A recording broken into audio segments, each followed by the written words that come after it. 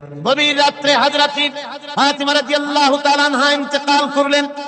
কিছু সংখ্যক সাহাবীদের কাছে খবর দিয়া অল্প সময়ের ভিতরে জানাজার ব্যবস্থা করা হলো। হযরত আবু যর গিফারী রাদিয়াল্লাহু তাআলা আনহু কবরের ভিতরে নেমে গেলেন। কবরের ভিতরে নেমে গিয়া হযরত আবু যর বলেন, রে কবর, তোর ভিতরে আজকে কাকে রাখবো? তুই কি তা জানিস নাকি? কোনো জবাব আসে না। হযরত আবু যর বলেন, কবর রে, তোর ভিতরে আজকে যাকে রাখবো তিনি হতেছেন হযরত ইমাম হাসান হোসেনের মা। বেহেশতের সমস্ত জওয়ানদের সরদার হবেন যারা, সেই দুইজনের মা তোর ভিতরে রাখবো। খবরদার বেয়াদবি করবি না। কোনো জবাব না পেয়ে হযরত আবু যর বলেন, ওগো কবরের মাটি, তোর ভিতরে কাকে রাখবো কি জানিস? আসাদুল্লাহিল গালিব, দুনিয়ার সমস্ত কাফেরদের বিরুদ্ধে আল্লাহ রাব্বুল আলামিন যাকে বাঘ বানিয়ে পাঠালেন, সেই হযরতে আলী তার স্ত্রী রেখে যাব। খবরদার বেয়াদবি করবি না। কোনো জবাব আসে না। হযরত আবু যর বলেন, কবরের মাটি, তোর ভিতরে যাকে রাখবো তিনি হলেন খাতুনে জান্নাত, বেহেশতের সমস্ত মহিলাদের সরদারিনী হবেন যে ফাতেমা, তারে রেখে যাব তোর ভিতরে। খবরদার কোনো বেয়াদবি করবি না। আবার হযরত আবু যর বলেন, কবরের মাটি, তোর ভিতরে কারে রাখবো কি জানিস? তোর ভিতরে আজকে যাকে রেখে যেতেছি তিনি হলেন আখেরি জামানার পয়গম্বর বিশ্বনবী জনাবে মুহাম্মদ রাসূলুল্লাহ সাল্লাল্লাহু আলাইহি ওয়াসাল্লামের কলিজার টুকরা মা ফাতেমাকে তোর ভিতরে রাখবো। খবরদার কবরের মাটি বেয়াদবি করবি না।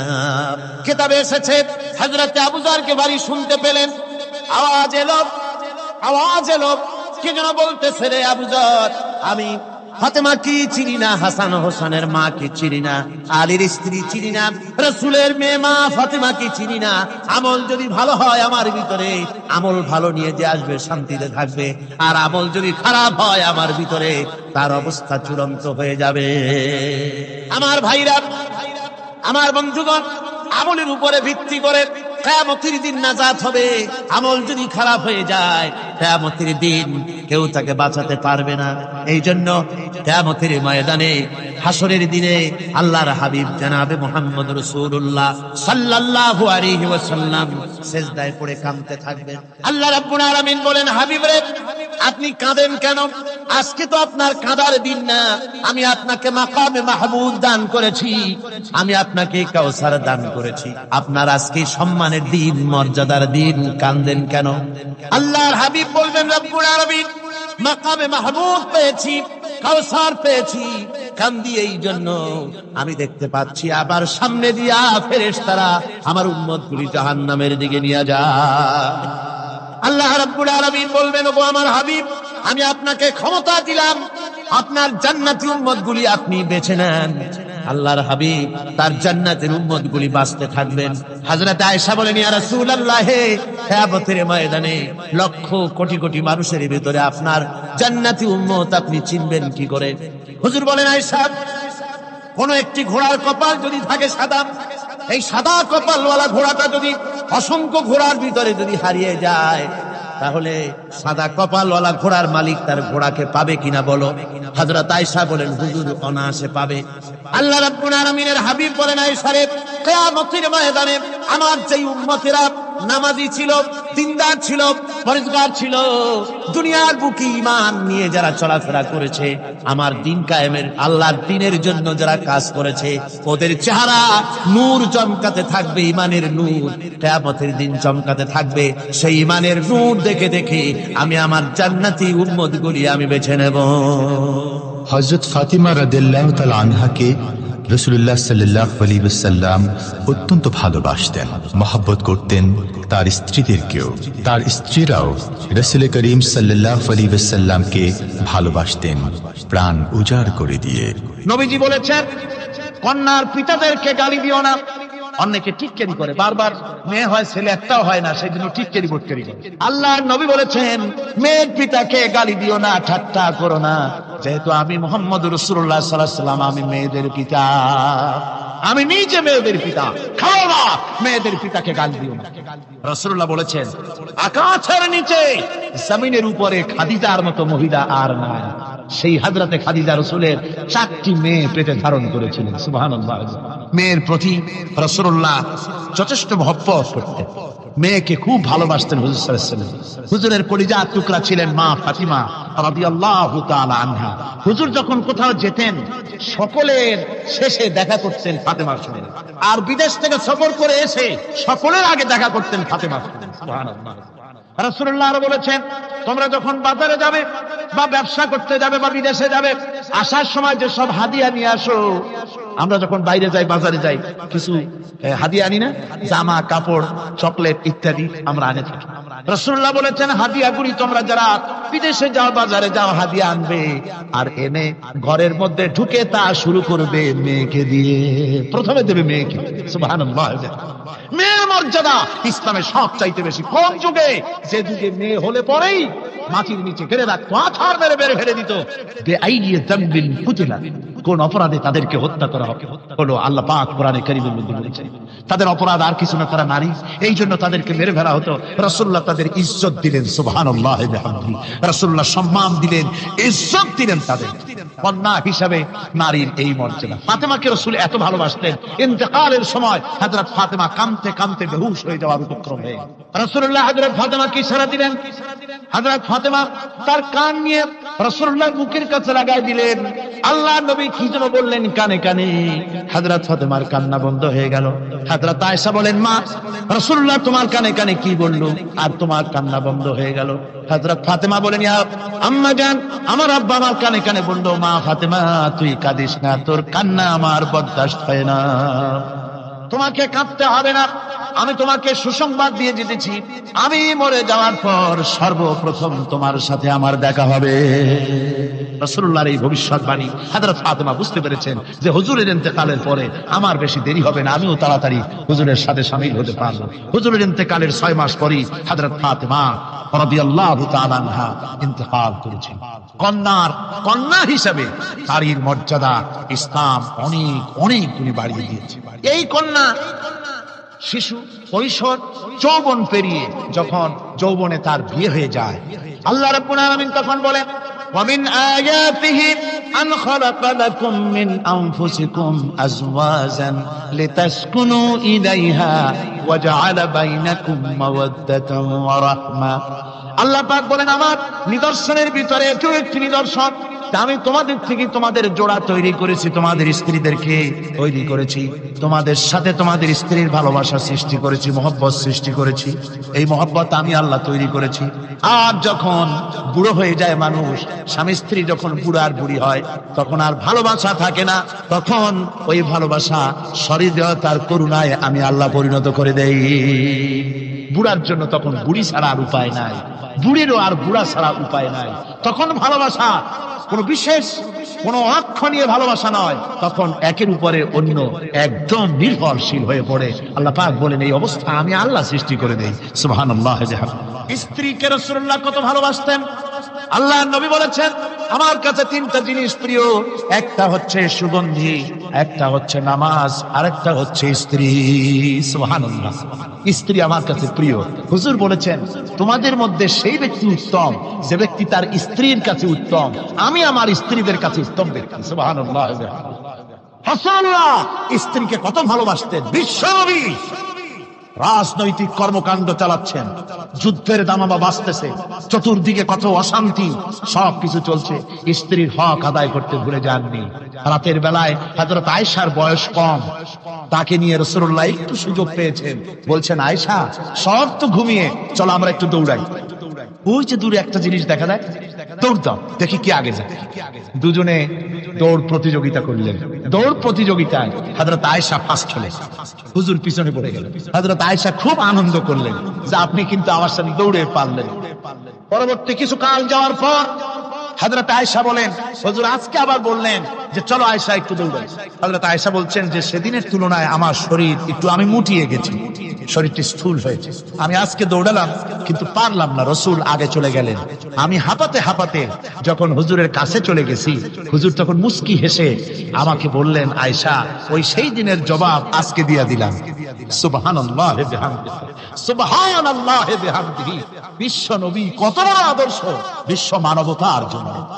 তিনি বলেছেন, আরাফাতের ময়দানে রাসূলুল্লাহ বলেছেন, তোমরা যেমন পড়বে তোমার স্ত্রীদেরকে তেমন পড়াবে, তোমরা যেমন খাবে তোমার স্ত্রীদেরকে তেমন খাওয়াবে, স্ট্যান্ডার্ড মেনটেন করবে। তুমি ভালো দামের কাপড় পরবে, স্ত্রীকে খারাপ দিবে তা নয়। অধিকার দুজনেরই সমান, স্বামী এবং স্ত্রী সমান অধিকার। কিন্তু আমরা তা বুঝতে পারি না, বুঝতে চাই না। আমরা অনেকে মনে করেছি বিয়ে যখন করছি তখন আমি তো নওয়াবজাদা নসরুল্লাহ খান আর বউ তো কেনা দাসী না। সে কিন্তু দাসী না, তার মর্যাদা আছে, তার সম্মান আছে, তার সম্মান আপনাকে দিতে হবে। রাসূলুল্লাহ দিয়েছে, আপনাকে দিতে। রান্না বান্না হতে দেরি হয়, কত গালাগালি শুনতে হয় নারী। আল্লাহর নবীর স্ত্রী হযরত আয়েশা বলেছেন, আল্লাহর নবী কাজ করে, মানুষের সঙ্গে কথা বলে, রাষ্ট্রীয় দায়িত্ব পালন করে ঘরের ভিতরে সে যখন দেখেছেন রান্না হতে দেরি আছে, রাসূলুল্লাহ বিরক্ত হন নাই, ভ্রু কুঞ্চিত করেন নাই, চোখ মোটা করেন নাই, আমাকে কোনো কথা শোনান নাই, বরং আমার কাছে বসে রান্নায় আমাকে সহযোগিতা করেছেন। সুবহানাল্লাহ। এই হলো আল্লাহর রাসূল, এই হলো বিশ্ব নবী। স্ত্রীর সঙ্গে কি মহব্বত! সুবহানাল্লাহ।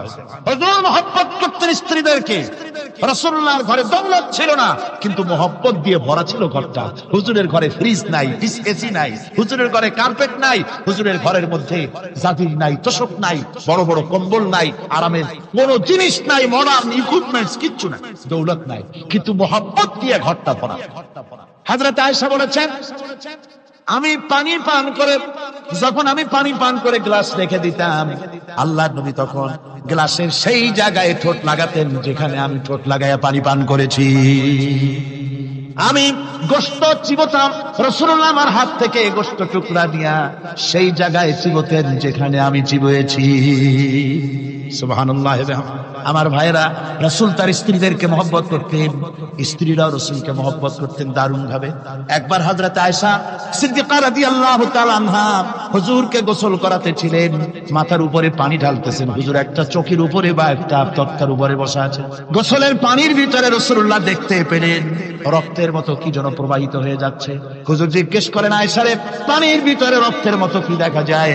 হযরত আয়েশা বলেন, হুজুর আপনি যখন বসেছিলেন অসতর্ক মুহূর্তে তক্তার নিচে আমার একটা আঙ্গুল পড়েছিল পায়ে, আঙ্গুলটা ফেটে বোধহয় রক্ত বেরোতেছে। রাসূলুল্লাহ তাড়াতাড়ি করে উঠলেন আর ওই আঙ্গুলকে ব্যান্ডেজ করে দিলেন। রাসূলুল্লাহ বললেন, আয়েশা রে, আঙ্গুল ফেটে গেছে, একটু আহাহু পর্যন্ত করলে না, এতক্ষণ তুমি কষ্ট করলে কেন? হযরত আয়েশা বলেন, ইয়া রাসূলুল্লাহ, ওটা তো একটা পায়ের আঙ্গুল। আয়েশার কলিজাটা ফেটে যদি রক্ত বেরোতো রাসূলুল্লাহকে উঠতে বলতে আমি পারতাম না। কি মহব্বত রাসূলের সাথে। হযরত আয়েশা বলেন, হুজুর সাল্লাল্লাহু আলাইহি ওয়াসাল্লাম স্ত্রীদেরকে এত ভালোবাসতেন, আমাদের ঘরে গোশত টোস্ত তেমন রান্না বান্না খুব কম হতো। গোশত রান্না হবে কি, মাসের পর মাস চলে গেছে রাসূলের বাড়িতে, হুজুর স্ত্রীরা বলেছেন আমাদের ঘরে চুলে আগুন জ্বলে নাই, একটু শুকনা রুটি, একটু শুকনা খেজুর আর একটু পানি খেয়ে আমাদের জীবন চলেছে। এরকমের অবস্থা হয়েছে। তারপরে এই অবস্থা চলেছে, এর মধ্যে যদি কখনো একটু গোশত আসছে, হুজুর যখন ছাগল টাগল ইচ্ছে, ছাগল দুম্বা জবাও করেছে, এই দুম্বার গোশত নিয়ে, ছাগলের গোশত নিয়ে রাসূলুল্লাহ নিজে বেরোতেন। হযরত খাদিজার বান্ধবী কোথায় আছে খুঁজে ওই বান্ধবীর কাছে গোশত পৌঁছে দিয়ে আসতে। হযরত আয়েশা বলেন, একদিন আমার ঘুম ভেঙে গেল, দেখি হুজুর আমার কাছে নেই, গেলেন কোথায়? খুঁজতে খুঁজতে যায় দেখি মসজিদে নববীর ভিতরে হুজুর হাত তুলে বসে আছেন, মোনাজাত করতেছেন। আমি পেছনে কি হাত, আমি শুনতে পাচ্ছি নবীজি দোয়া করছেন রব্বুল আলামিন। কিয়ামতের ময়দানে যেদিন সন্তান তার পিতাকে ভুলে যাবে, মা তার সন্তানকে হারায় ফেলবে, ওই কঠিন হাসরের ময়দানে আমি যেন আমার খাদিজাকে হারাইয়া না যাই। মুনাজাতের শেষে হযরত আয়েশা বলেন, ইয়া রাসূলুল্লাহ, খাদিজার কথা আপনার এত কেন বারবার মনে পড়ে? একটা বুড়িরে বিয়ে করেছিলেন 25 বছর বয়সের সময়, 40 বছর বুড়ি, তার কথা কেন এত মহব্বত আপনার মনে পড়ে? তার থেকে যুবতী মেয়ে, সুন্দরী মেয়েকে আপনার স্ত্রী হিসেবে আপনি পান নাই। হুজুর বলেন, আয়েশা রে, খাদিজা সম্পর্কে এমন কথা তুমি আর বলো না। তোমরা সবাই আমার সুখের দিনের স্ত্রী, আর খাদিজা আমার এমন সময় স্ত্রী ছিল যখন মক্কায় আমার আশ্রয় ছিল না, তামাম মক্কা নগরীতে আমার আশ্রয় ছিল না। খাদিজার সঞ্চিত সমস্ত ধনরাশি ইসলাম কবুল করার পর দুহাতে খাদিজা বিতরণ করে দিয়েছে। হযরত আয়েশা বলেন, হুজুর আমার গোস্তাকি মাফ করে দেন, আমি আর এরকম বলবো না, তবে খাদিজা সম্পর্কে আমার কিছু একটু শোনান। হুজুর বলেন, আয়েশা রে শোনো, গভীর রাত, যত রাত হোক না কেন ইসলামের দাওয়াত দিয়ে দিয়ে গভীর রাত্রে আমি যখন বাসায় ফিরেছি, ঘরে এসেছি, দরজায় একটা মাত্র ডাক দিয়েছি, খাদিজা। অমনি দরজা খুলে গেছে। আমি জিজ্ঞেস করেছি, খাদিজা রে, যত রাত্রে আসলাম, যতবার আসলাম, একটা ডাকের বেশি লাগলো না, তুমি কি ঘুমাও না? হযরতে খাদিজা বলেছেন, ইয়া রাসূলুল্লাহ, আমার মনের ভিতরে ভয় থাকে, আল্লাহর রাসূল দিনের খেদমতে বাইরে আছেন, আমি যদি আরামে বিছানায় ঘুমায় থাকি আর নবীজি দরজার কাছে দাঁড়ায় আমারে ডাকাডাকি করবে, উঠতে যদি দেরি হয়ে যায় নবীজির সঙ্গে বেয়াদবি হয়ে যাবে, এই মনে করে আপনি না আসা পর্যন্ত দরজার সাথে পিঠ লাগাই আমি দাঁড়াইয়া দাঁড়াইয়া ঘুমাই। আমার ভাইরা, হযরতে খাদিজার ইজ্জত স্বয়ং আল্লাহ দিয়েছেন। কে দিয়েছে? হাদিস শরীফে এসেছে, রাসূলুল্লাহ জাবালে নূরে বসা, গারে হেরার ভিতরে বসা, হযরতে জিবরাইল রাসূলুল্লাহর সঙ্গে কথা বলতেছেন। একটু পরে হযরতে জিবরাইল বলেন, ইয়া রাসূলুল্লাহ, আমি আর এখানে বসবো না, আমি এখন চলছি। আমি দেখতে পাচ্ছি খাদিজা আসতেছে আপনার জন্য খাবার নিয়ে। খাদিজা যখন আপনার কাছে পৌঁছে যাবে, আপনি খাদিজাকে শোনায় দিবেন আল্লাহ রাব্বুল আলামিন খাদিজাকে সালাম জানাইছে। সুবহানাল্লাহ। রাসূলুল্লাহর কাছে হযরতে খাদিজা যখন আসলেন, হুজুর বললেন, খাদিজা, আজকে তোমার জন্য দারুণ সুখবর। বলে কি? বলে আল্লাহ পাক, জিবরাইল কেমন উঠে গেল আমার কাছ থেকে, জিবরাইল বলে গেল আল্লাহ তোমাকে সালাম বলেছে। হযরত খাদিজা কেঁদে ফেললেন, বললেন, ইয়া রাসূলুল্লাহ, আমার নারী জন্ম সাক্ষ্য, আল্লাহ আমাকে সালাম বলেছে, এর জবাব কেমনে দিতে হয় হুজুর আমি তো জানি না, আপনি আমার পক্ষ থেকে আল্লাহর সালাম কিভাবে দেওয়া লাগে আপনি দিয়ে দিন, আমি তো বুঝি না কেমনে আল্লাহর সালামের জবাব দিতে। হুজুর বললেন, খাদিজা, শুধু আল্লাহ নয়, জিবরাইলও তোমাকে সালাম বলে গেছে। হযরতে খাদিজা বললেন, হযরত জিবরাইলকে আমার সালামের জবাবটা ওয়া আলাইকুমুস সালাম বলে। হযরত খাদিজার এই মর্যাদা ছিল। আমার ভাইরা, রাসূল পাক সাল্লাল্লাহু আলাইহি ওয়াসাল্লাম এভাবে মহব্বত করেছেন স্ত্রীদেরকে। সুতরাং স্বামী স্ত্রীর মহব্বত আল্লাহ জান্নাতি নিয়ামত। কি নিয়ামত? যে ঘরের মধ্যে স্বামী স্ত্রীর মধ্যে মিল মহব্বত আছে, এটা বেহেশতের মতো, আর যেখানে মিল মহব্বত নাই, এটা জাহান্নামের মতো। ঠিক কি? সুতরাং মহব্বত করুন, বেশি বেশি স্যাক্রিফাইস করুন, বেশি বেশি স্যাক্রিফাইস। নারীদের ব্যাপারে বলা হয়েছে, পুরুষকে বলা হয়েছে অধিকার আদায় করো, সব ব্যাপারে সমান অধিকার, কিন্তু নারীকে একটা ব্যাপারে বলা হয়েছে, নারী শোনো, পুরুষের মর্যাদা তোমার চাইতে আল্লাহ রাব্বুল আলামিন বেশি দিয়েছেন। আর রিজালু কাওয়ামুনা আলান নিসা, নারীদের উপরে পুরুষের প্রাধান্য আল্লাহ পাক দান করেছেন। একদিন সাহাবীরা বলেছে, একজন সাহাবী বলেছিলেন, ইয়া রাসূলুল্লাহ, জংলি উট দেখলাম আপনার পায়ের উপরে সিজদায় পড়ে গেল, আপনি যদি আমাদেরকে অনুমতি দিতেন না, আপনাকে আমরা সিজদা করতাম। আল্লাহর নবী বললেন, মানুষ মানুষকে সিজদা করা এ পারমিশন যদি আমি দিতাম, তাহলে দুনিয়ার সমস্ত স্ত্রীদেরকে বলতাম তারা যেন তাদের স্বামীকে সিজদা দেয়। স্বামীর মর্যাদা এখানে বেশি। সুতরাং অধিকার সমান, কোনো সন্দেহ নাই, কিন্তু স্বামীর একটা আলাদা মর্যাদা আছে, সেই সম্মানও তাকে দিতে হবে। এরপরে এই সমান অধিকারের ভিত্তিতে স্বামী স্ত্রী চলতে থাকে, মাঝখানে আল্লাহ পাক তাদেরকে সন্তান দান করে। আল্লাহ তাদেরকে, নারীকে লেখাপড়ার অধিকার দিয়েছে, ইসলাম তাকে লেখাপড়ার অধিকার দিয়েছে, শিক্ষার অধিকার দিয়েছে। হযরত আয়েশা সিদ্দিকা রাদিয়াল্লাহু তাআলা আনহা শিক্ষয়িত্রী ছিলেন, হাফেজা ছিলেন, হাদিসের হাফেজা ছিলেন, কোরআনের হাফেজা ছিলেন, হাজার হাজার সাহাবায়ে কেরামদের তিনি উস্তাদ ছিলেন। সুবহানাল্লাহ। নারীদের ব্যাপারে অধিকাংশ মাসালা হযরত আয়েশা সিদ্দিকা রাদিয়াল্লাহু তাআলা আনহার অবদান। সুবহানাল্লাহ। নারী যুদ্ধ করেছে, যুদ্ধের ময়দানে নারীর অধিকার আছে। নারী চাকরি করতে পারবে, নারী ব্যবসা করতে পারবে, নারী লেখাপড়া করতে পারবে, নারী সেনাবাহিনীতে যেতে পারবে, নারী সব করতে পারবে, কিন্তু পর্দার মধ্যে। জনৈক সাহাবী ইসলাম গ্রহণ করার পরও রাসূলুল্লাহ সাল্লাল্লাহু আলাইহি ওয়াসাল্লামের কাছে অনুশোচনা করছিলেন তার কন্যা সন্তান নিজ হাতে হত্যা করার জন্য। আমাদের প্রিয় নবী এ কথা শুনে কেঁদে ফেললেন। একটা লোক গিয়ে কাঁদতেছিল মুসলমান হওয়ার পরও। হুজুর কয়, কান্দো কেন? কই যে আমার গুনাহ কি মাফ হয়েছে? হুজুর বলেন, হ্যাঁ মাফ হয়ে গেছে। কলেমা পড়ছো, মাফ হয়ে গেছে। কয়, হুজুর আমি তো মারাত্মক গুনাহ করছি। বলে কি? বলে আমার একটা মেয়ে, সেই মেয়েটাকে নিয়ে আমি, ঘটনা লম্বা, আমি সংক্ষেপে বলতেছি, মেয়েটাকে ফাঁকি দিয়া তাহলে আমি মারবো, বুঝতে দেই নাই আমার বউরে। বললাম চলো বেড়াইতে যাই। মেয়েটা আমার সাথে সাজাই দিয়েছে, তার মা বেড়াতে নিয়ে যাবো এইটা কথা মনে করে। মেয়েটা কদ্দূর যায়, আবার আব্বা আব্বা বলে আমার দিকে ফিরে আসে, আবার পিছনে থাকে, আবার আব্বা আব্বা বলে জড়ায় ধরে। এইভাবে করতে করতে যখন নির্জন এলাকায় গেলাম, আমি পাহাড়ের পাশে গর্ত খোঁড়া আরম্ভ করলাম। গর্ত খুঁজি আর মাটি ছিটে এসে আমার দাড়িতে লাগে। বাচ্চা মেয়েটা আমার কাছে এসে দাড়ি দিয়ে ধুল ছাড়ায় দেয়, কয় আব্বা তোমার দাড়িতে ধুল লাগতেছে, তুমি এই কষ্ট করতেছো কেন? মেয়ে তো বোঝে না যে আমি তার জন্য কবর খুঁজতেছি। কবরটা খোঁড়া হয়ে যাওয়ার পর মেয়েটারে বান্ধা শুরু করলাম। মেয়ে এখন কাঁদতেছে, বাবা আমার বান্ধব কেন? আমি তারে বাইধা জোরে ওর মধ্যে নিক্ষেপ করে দিলাম। মেয়েটা গর্তের মধ্যে বসে চিৎকার করে বলছে, আব্বা তুমি আমারে বাঁচতে দাও, আমি তোমারে বাপ বলে সমাজে হ্যাঁ করবো না, আমি ভিক্ষা করে খাবো, আমার বেরো না। লোকটি বলছি, ইয়া রাসূলুল্লাহ, আমার মনে দরদ আসলো না। আমি একটা পাথর উঁচু করে আমার মেয়ের বুক লক্ষ্য করে জোরে মেরে দিলাম। বুকটা ফেটে রক্ত ফিনকি দিয়ে উঠলো। আমার মেয়ের বুক থেকে আওয়াজ বেরোলো, আমার কালে যেন এখনো সেই আওয়াজ বাজে। হাদিস শরীফে এসেছে, হুজুরের চোখের পানি দাড়ি ভিজে ভিজে জামার উপরে পড়তেছিল। হুজুর বললেন, আহারে, মানুষও পারে এরকম কাম করতে। পৃথিবীতে নারীর যখন কোনো সম্মান ছিল না, মর্যাদা ছিল না, সেই সময় আমার রাসূল, আমার বিশ্বনবী নারীদেরকে সম্মানের হাত ধরে গর্তের ভিতর থেকে উঠাইয়া রানীর সিংহাসনে বসায় দিলেন। সুবহানাল্লাহ, মায়ের মর্যাদা দিয়ে দিলেন। সুবহানাল্লাহ, নারীরা আমাদের মায়ের জাত। নারীরা আমার কি এর জাত? মায়ের জাত। আমার মা বোনেরা, তোমাদের সম্মান কত তোমরা জানো না। আমরা পুরুষ, আমাদের পায়ের তলে জুতা, আর তোমরা আমাদের মায়ের জাত। তোমরা নারী, তোমাদের পায়ের তলে আল্লাহর জান্নাত, আল্লাহর বেহেশতটা তোমাদের পায়ের তলে। এই সম্মান আল্লাহ তোমাদের দিয়েছে, নবী দিয়েছেন। সুবহানাল্লাহ। ভাইরা আমার, অধিকার ইসলাম দিয়েছে। বিবাহ যখন হয়, এই বিবাহের সময় এজেন্ট আনতে হয়। আর বিবাহ হচ্ছে বিবাহ বৈঠক। এজেন্ট আনার জন্য ওই যে কি জানি কয়, ম্যারেজ রেজিস্ট্রার বা মৌলভী সাহেব, কার অনুমতি আগে নেই?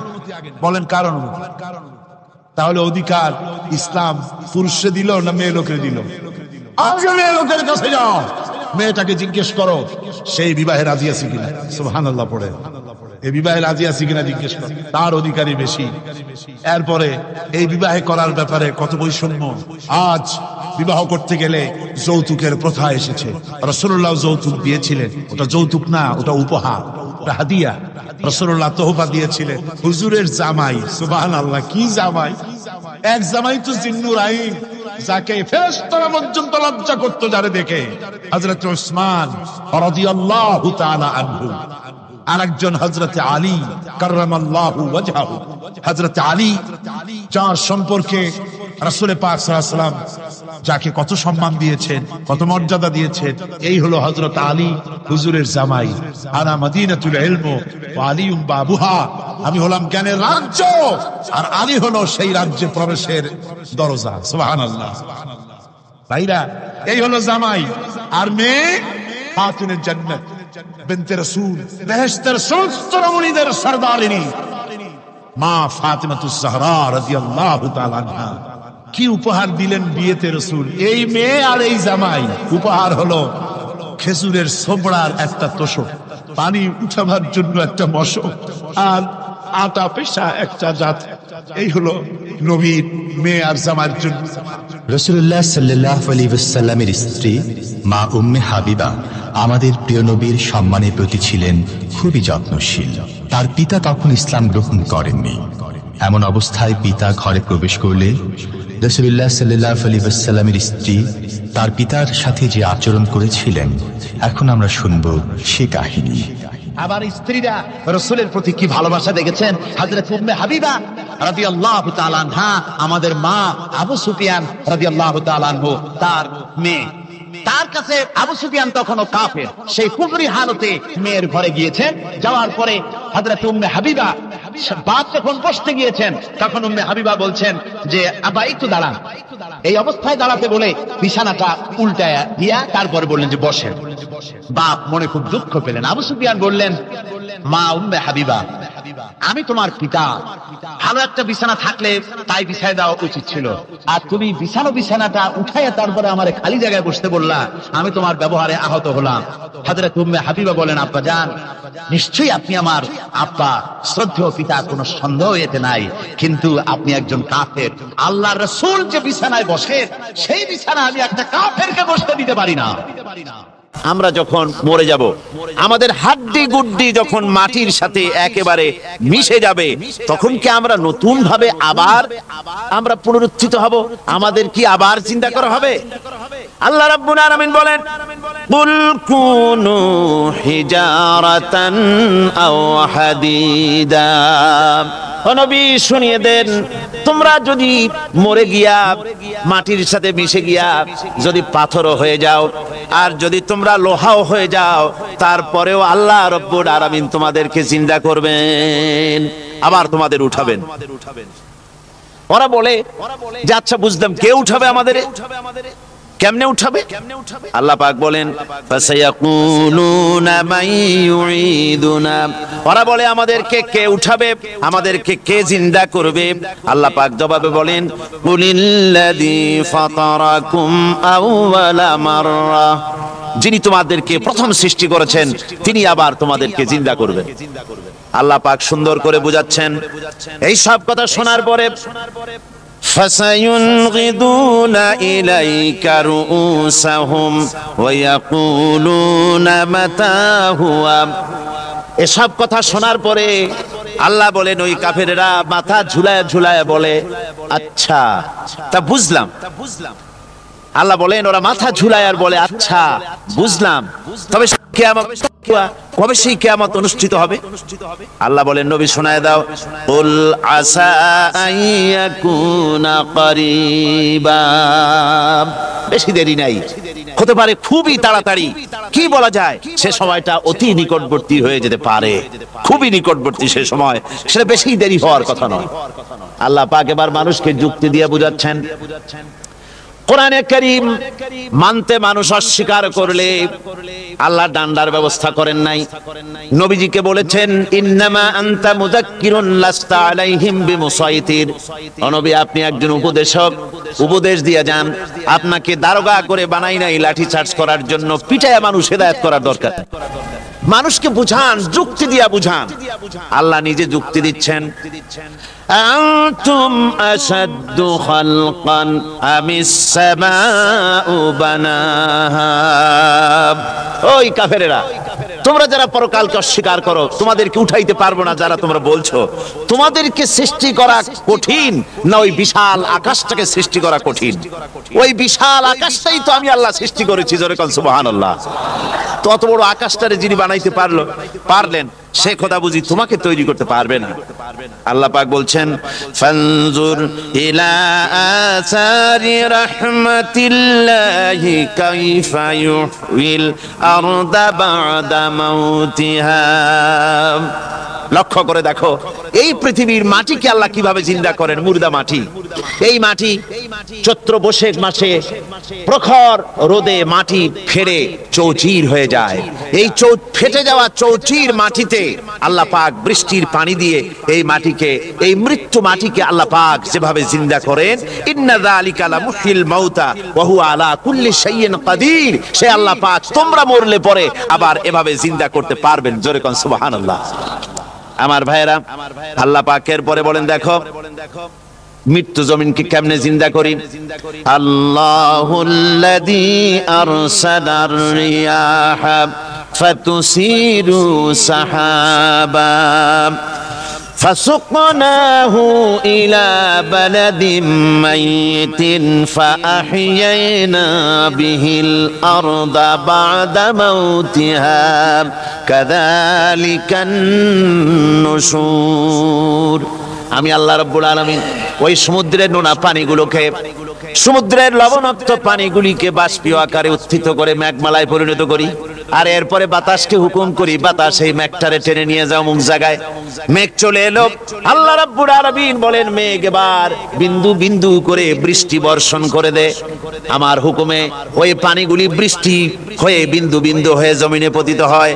আল্লাহ বলেন, এভাবে করে বৃষ্টির পানি দিয়া মরা জমিনকে জিন্দা করে দিয়া নববধূ গর্ভধারণের যেমন প্রস্তুতি নেয়, বৃষ্টির পানি পায়া মরা জমিন তেমন ফসল ধারণের জন্য প্রস্তুতি নিয়ে নেয়।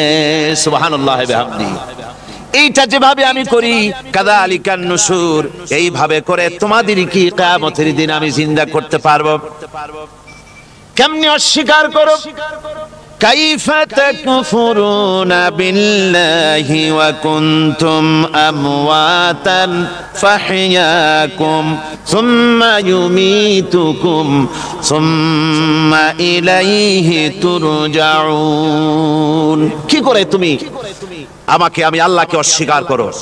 কুনতুম আমওয়াতান, তুমি ছিলে নিষ্প্রাণ, ফাহইয়াকুম, এরপরে আমি তোমাকে জিন্দা করলাম, সুম্মা ইউমীতুকুম, এরপরে তোমাকে আমি মৃত্যু করব, সুম্মা ইউহয়িকুম, এরপরে তোমাদেরকে আবার আমি জিন্দা করব, সুম্মা ইলাইহি তুরজাউন, এরপরে তোমাদের সকলকেই আমার কাছে ফিরে আসতে হবে। দেখেন না, আমরা যখন মানুষকে কবরে রাখি, কবরে রাখা তারপরে উপরে মাটি দিয়ে কি বলেন আপনারা?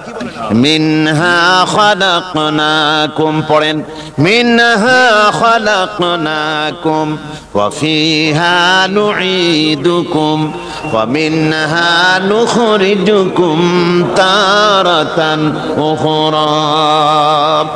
এ বান্দা, এই মাটি দিয়া তোরে তৈরি করা হয়েছিল, এই মাটির ভিতরে রেখে গেলাম, আবার এই মাটি থেকে আল্লাহ রব্বুল আলামিন তোমারে জিন্দা করবেন।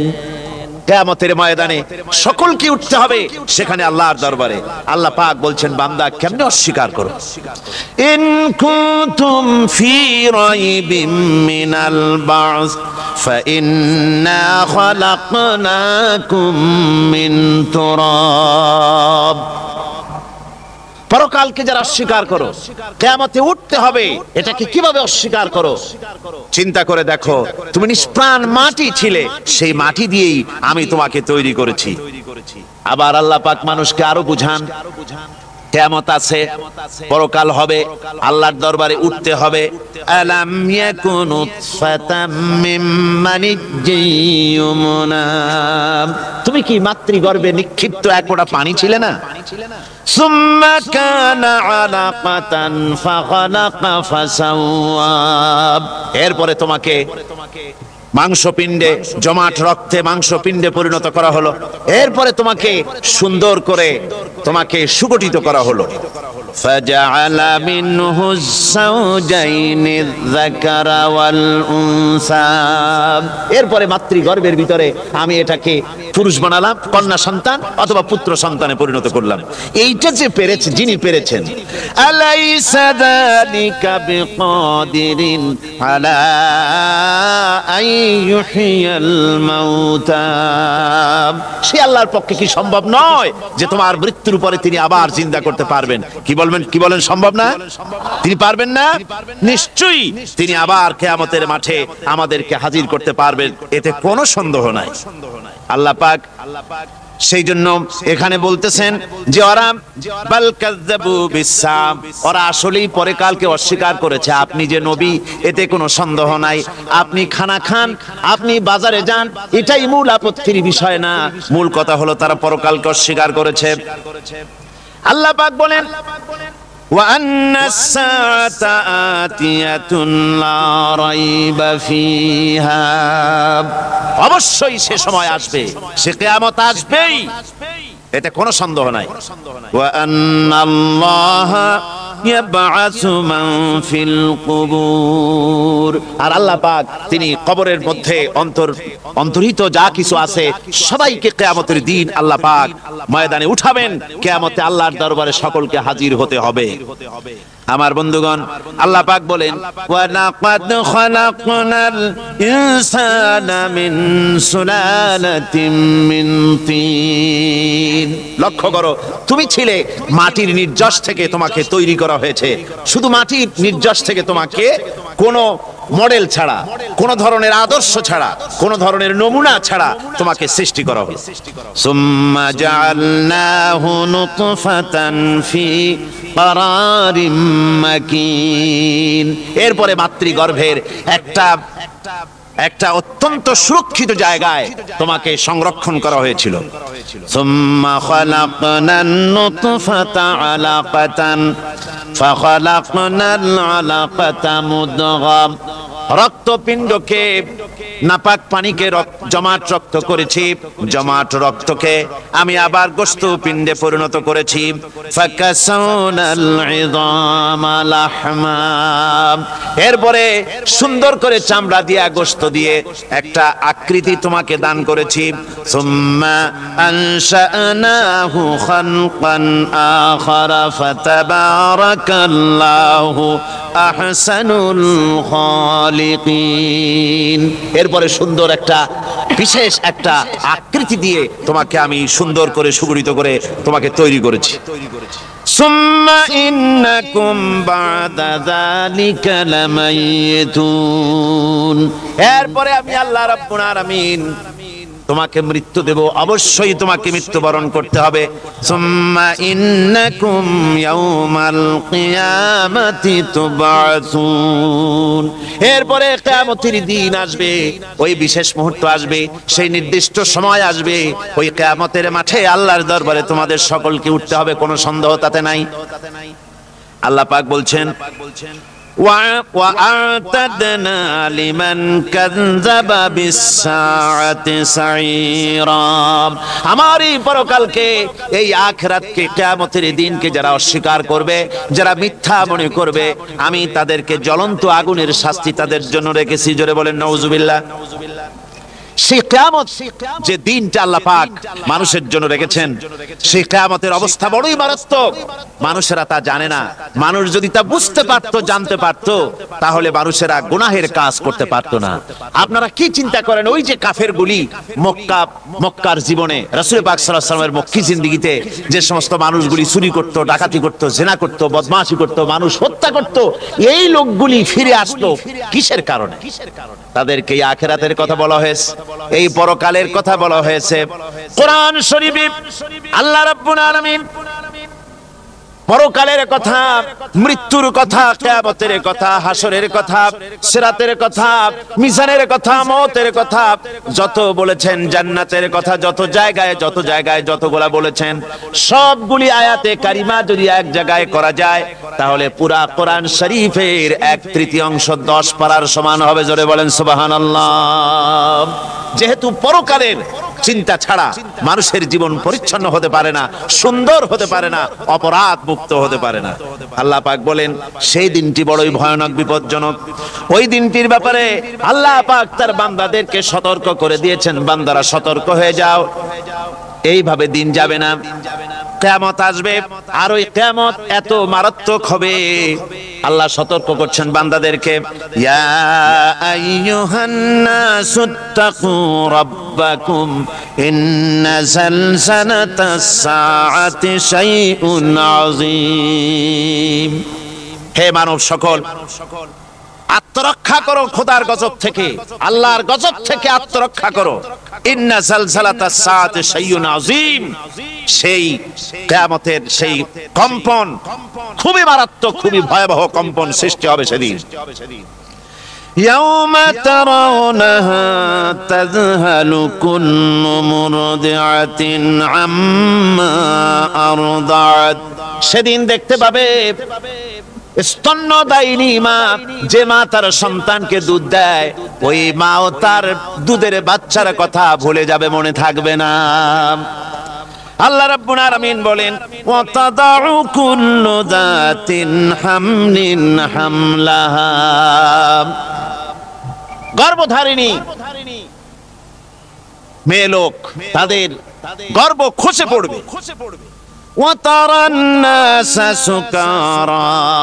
মানুষকে মানুষ দেখতে পাবে, মানুষগুলো উদ্ভ্রান্ত হয়ে পাগলের মতো ছোটাছুটি করছে। আল্লাহ বলেন, ওয়ামা হুম বিসুকারা, আসলে আর নেশাগ্রস্ত নয়, আসলে পাগল হয় নাই। ছুটছে কেন? কেন স্তন্যদায়িনী মা দুধের বাচ্চার কথা ভুলে গেছে, গর্ভধারিণী গর্ভবতী নারী তার গর্ভ খসে পড়েছে, মানুষ পাগলের মতো দৌড়াচ্ছে। কারণ কি? পাগল তো হয় নাই। আল্লাহ বলেন আসল কারণ হলো ওয়ালাকিন্না আযাবাল্লাহি শাদীদ, আল্লাহর ভয়ঙ্কর আযাব। আর এই সব দৃশ্য, এই সব কম্পন মানুষের মধ্যে ত্রাস সৃষ্টি করে দিয়েছে, এই অবস্থার সৃষ্টি করেছে। আমার ভাইয়েরা, আল্লাহ পাক বলেন ওয়ানযিরহুম ইয়াওমাল আজিফাতি ইযিল কুলুবু লাদাল হানাজির কাযিমিন। ও নবী, মানুষদেরকে আপনি সতর্ক করেন, ওই দিনটা এমন হবে ভয়ের চোটে মানুষের কলিজা তার মুখের কাছে চলে আসবে।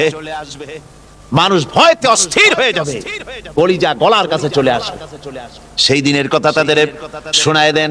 ওই দিনটা এমন মারাত্মক দিন, فكيف تتقون إن كفرتم يوما يجعل الولدان شيبا।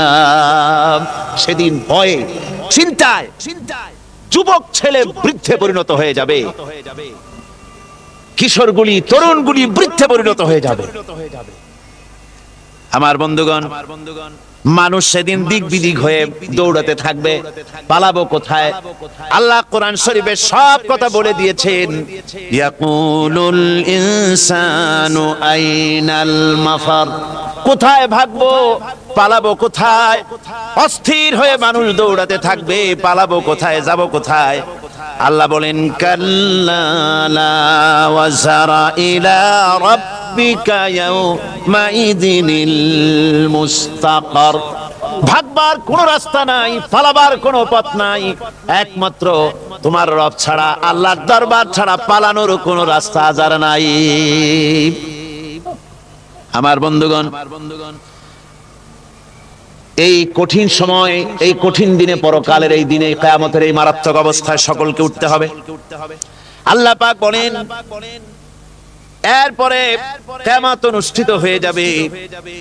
সূরা ফুরকানে আল্লাহ বলছেন ইযা রাআতুহুম মিন মাকানিন বাঈদিন সামিউ লাহা তাগায়ুযান ওয়া যাফীরা। যখন তাদেরকে জাহান্নাম দেখতে পাবে, অর্থাৎ জাহান্নামের, যখন তারা জাহান্নামের দিকে অগ্রসর হবে, তখন তারা দূর থেকেই জাহান্নামের ক্রোধ এবং তেজস্বী আওয়াজ শুনতে পাবে। জাহান্নামের আওয়াজ, বিকট আওয়াজ। ওই যে কক্সবাজারের সমুদ্র সৈকতে ভ্রমণ করতে গিয়ে সমুদ্রের তুফানের আওয়াজ শুনছেন না?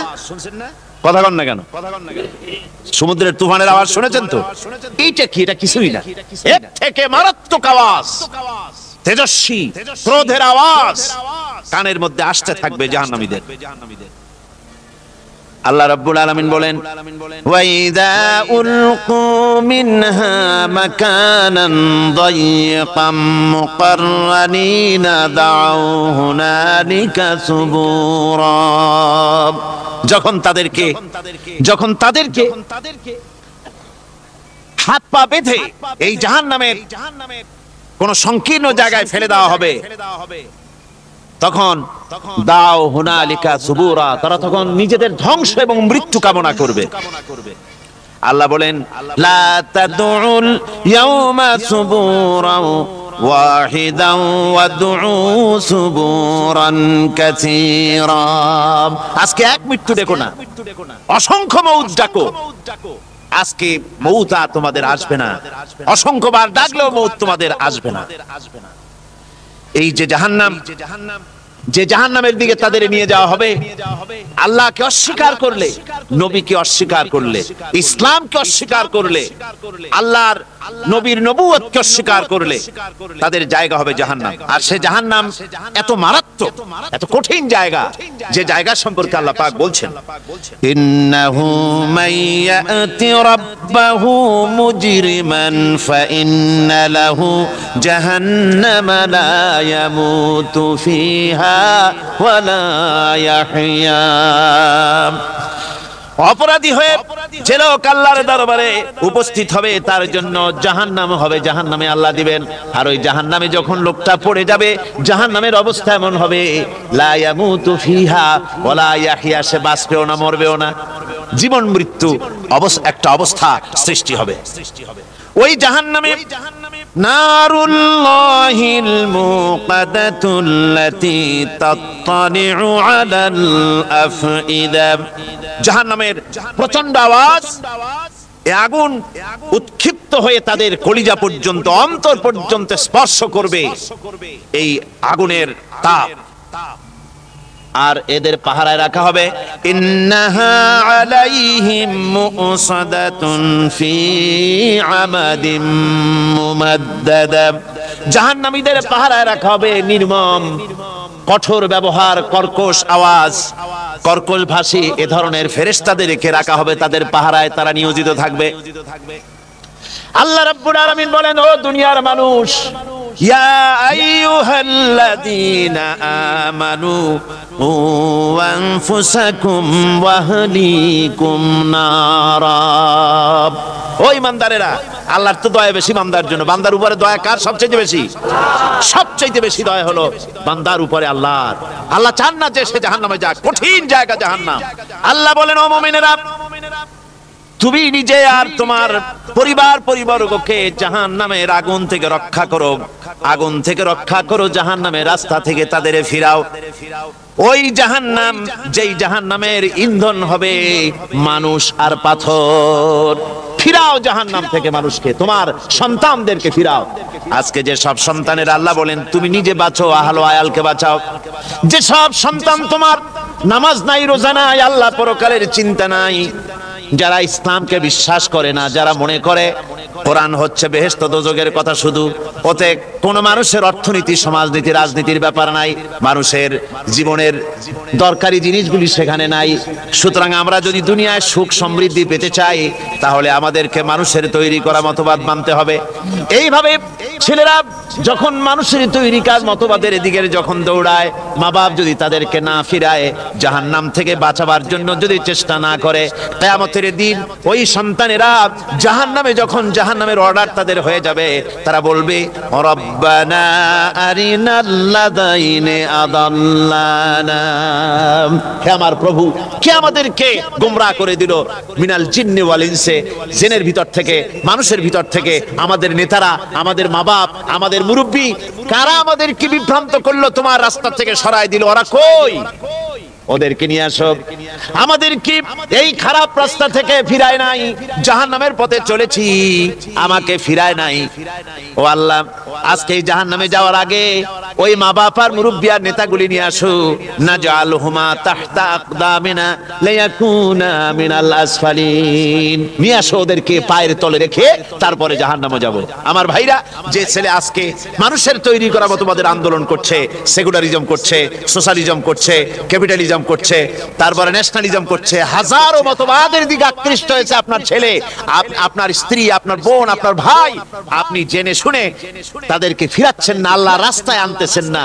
কিয়ামতের দিন ওরা পালাইতে যাবে এবং ওদের এই অপরাধের কারণে, ফিরানোর কারণে, সহযোগিতা করার কারণে কিয়ামতের দিন অবস্থা করুণ হয়ে যাবে। এই জন্য আল্লাহ রাব্বুল আলামিন বলছেন, হে বিশ্বাসীরা, আমাকে তোমরা যারা বিশ্বাস করেছো, ঈমান এনেছো, নিজে বাঁচো আর নিজের আহল আয়ালকে জাহান্নামের আগুন থেকে বাঁচাও।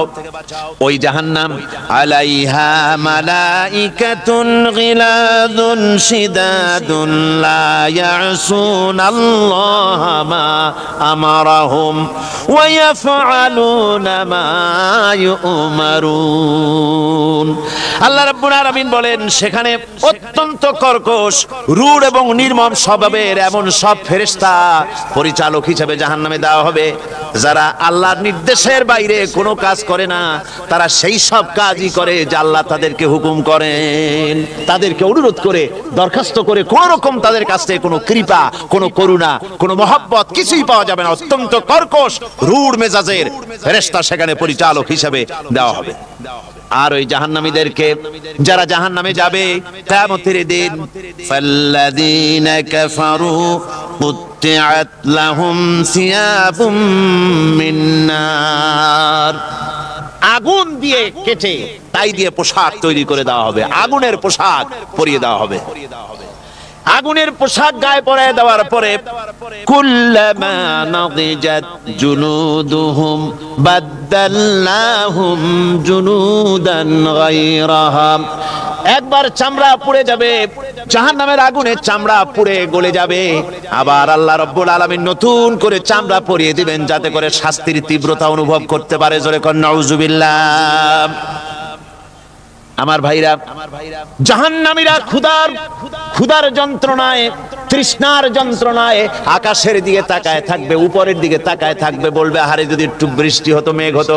হঠাৎ করে দেখবে যে উপরে কালো মেঘ হয়ে গেছে, মনে করবে যে এবার বুঝি বৃষ্টি হবে, পানি পান করব। মেঘ তারা দেখতে পেল, মেঘের ভিতর থেকে অল্পক্ষণের ভিতরে গরম পানি পড়বে, এমন গরম পুঁজ, এমন গরম রক্ত পড়বে যেগুলি পান করলে পরে সঙ্গে সঙ্গে পেটের নাড়ি ভুঁড়ি আর কলিজা পিছনের দরজা দিয়ে সব বেরিয়ে যাবে। নাউজুবিল্লাহি মিন যালিক। আয় আল্লাহ, এই কঠিন অবস্থা থেকে তুমি আমাদেরকে হেফাজত করো। জোরে বলেন আমিন। সবাই বলেন আমিন। আমার ভাইয়েরা, তামসার ব্যাপার নয়। ও যুবক ভাইয়েরা, শিক্ষিত ভাইয়েরা, তামসা করার ব্যাপার না। দুনিয়ায় খেল তামাশা ফুর্তি করার জায়গা না। जगह जी लगाने के लिए ये दुनिया नहीं है, ये इबरत की जा है तमाशा नहीं है।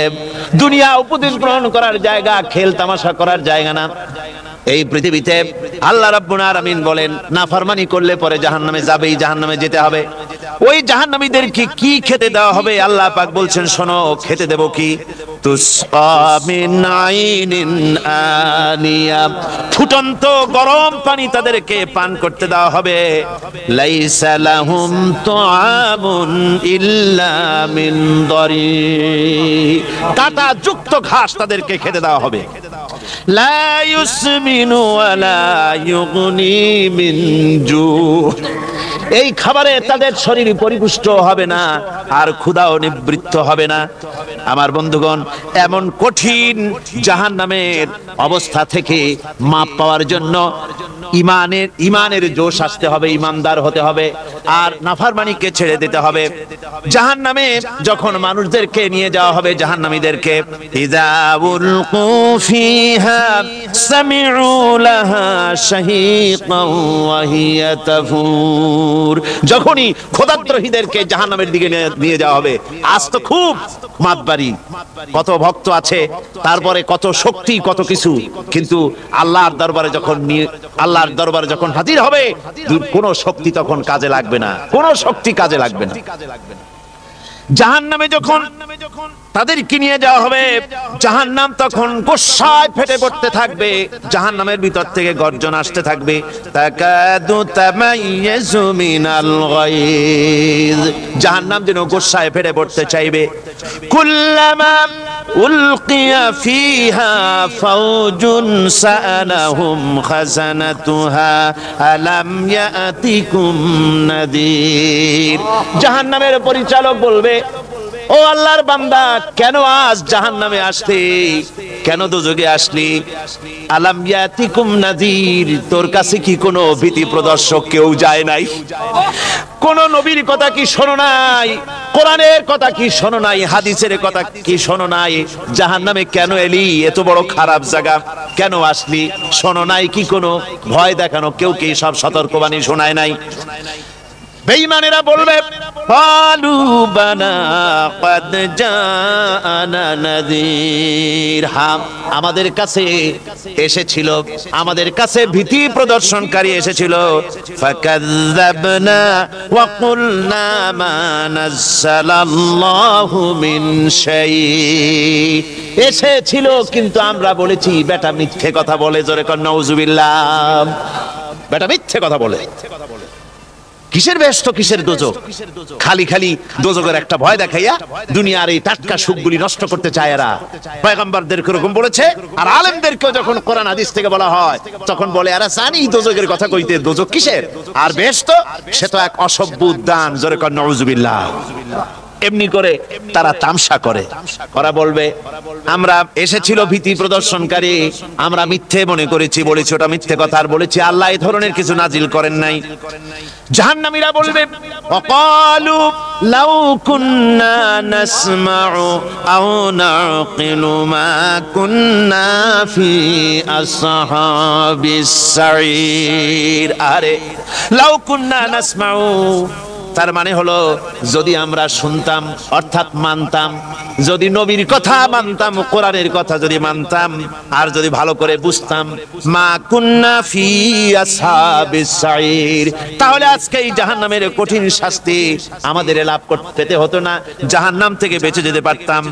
কি সর্বনাশ করলাম, বুঝি নাই, যা কিছু শুনেছি মানুষের কথা মতো শয়তানের ওয়াসওয়াসায় পড়ে তো ভুলই করলাম। সেদিন যতই আফসোস করা হোক না কেন, এই আফসোস কোনো কাজে লাগবে না। قل أذلك خير أم جنة الخلد التي وعد المتقون كانت لهم جزاء ومصيرا। আল্লাহ বলছেন এই সব কথা বলার পরে, জাহান্নামের সব শাস্তির কথা শুনায়া আল্লাহ বলছেন বলেন কুল আযালিকা খায়রুন, এই পরিণতি কি ভালো যে জাহান্নামের পরিণতির কথা বলা হলো? তোমরা যে সমস্ত অবাধ্যতা করতেছো, ঈমান আনতেছো না, নবীকে গালাগালি করছো, ইসলাম মানতেছো না, নাফরমানি করছো, এর পরিণতি যা হবে আযালিকা খায়রুন, এই পরিণতি কি ভালো? আম জান্নাতুল খুলদিল্লাতী উইদাল মুত্তাকুন, অথবা সেই চিরন্তন জান্নাত যার ওয়াদা করেছেন আল্লাহ পাক মুত্তাকিনদের জন্য। কানাত লাহুম জাযাআন ওয়া মাসীরা, যে জান্নাত হবে তাদের কর্মের প্রতিফল, আর এটাই হবে তাদের মহাযাত্রার শেষ মঞ্জিল।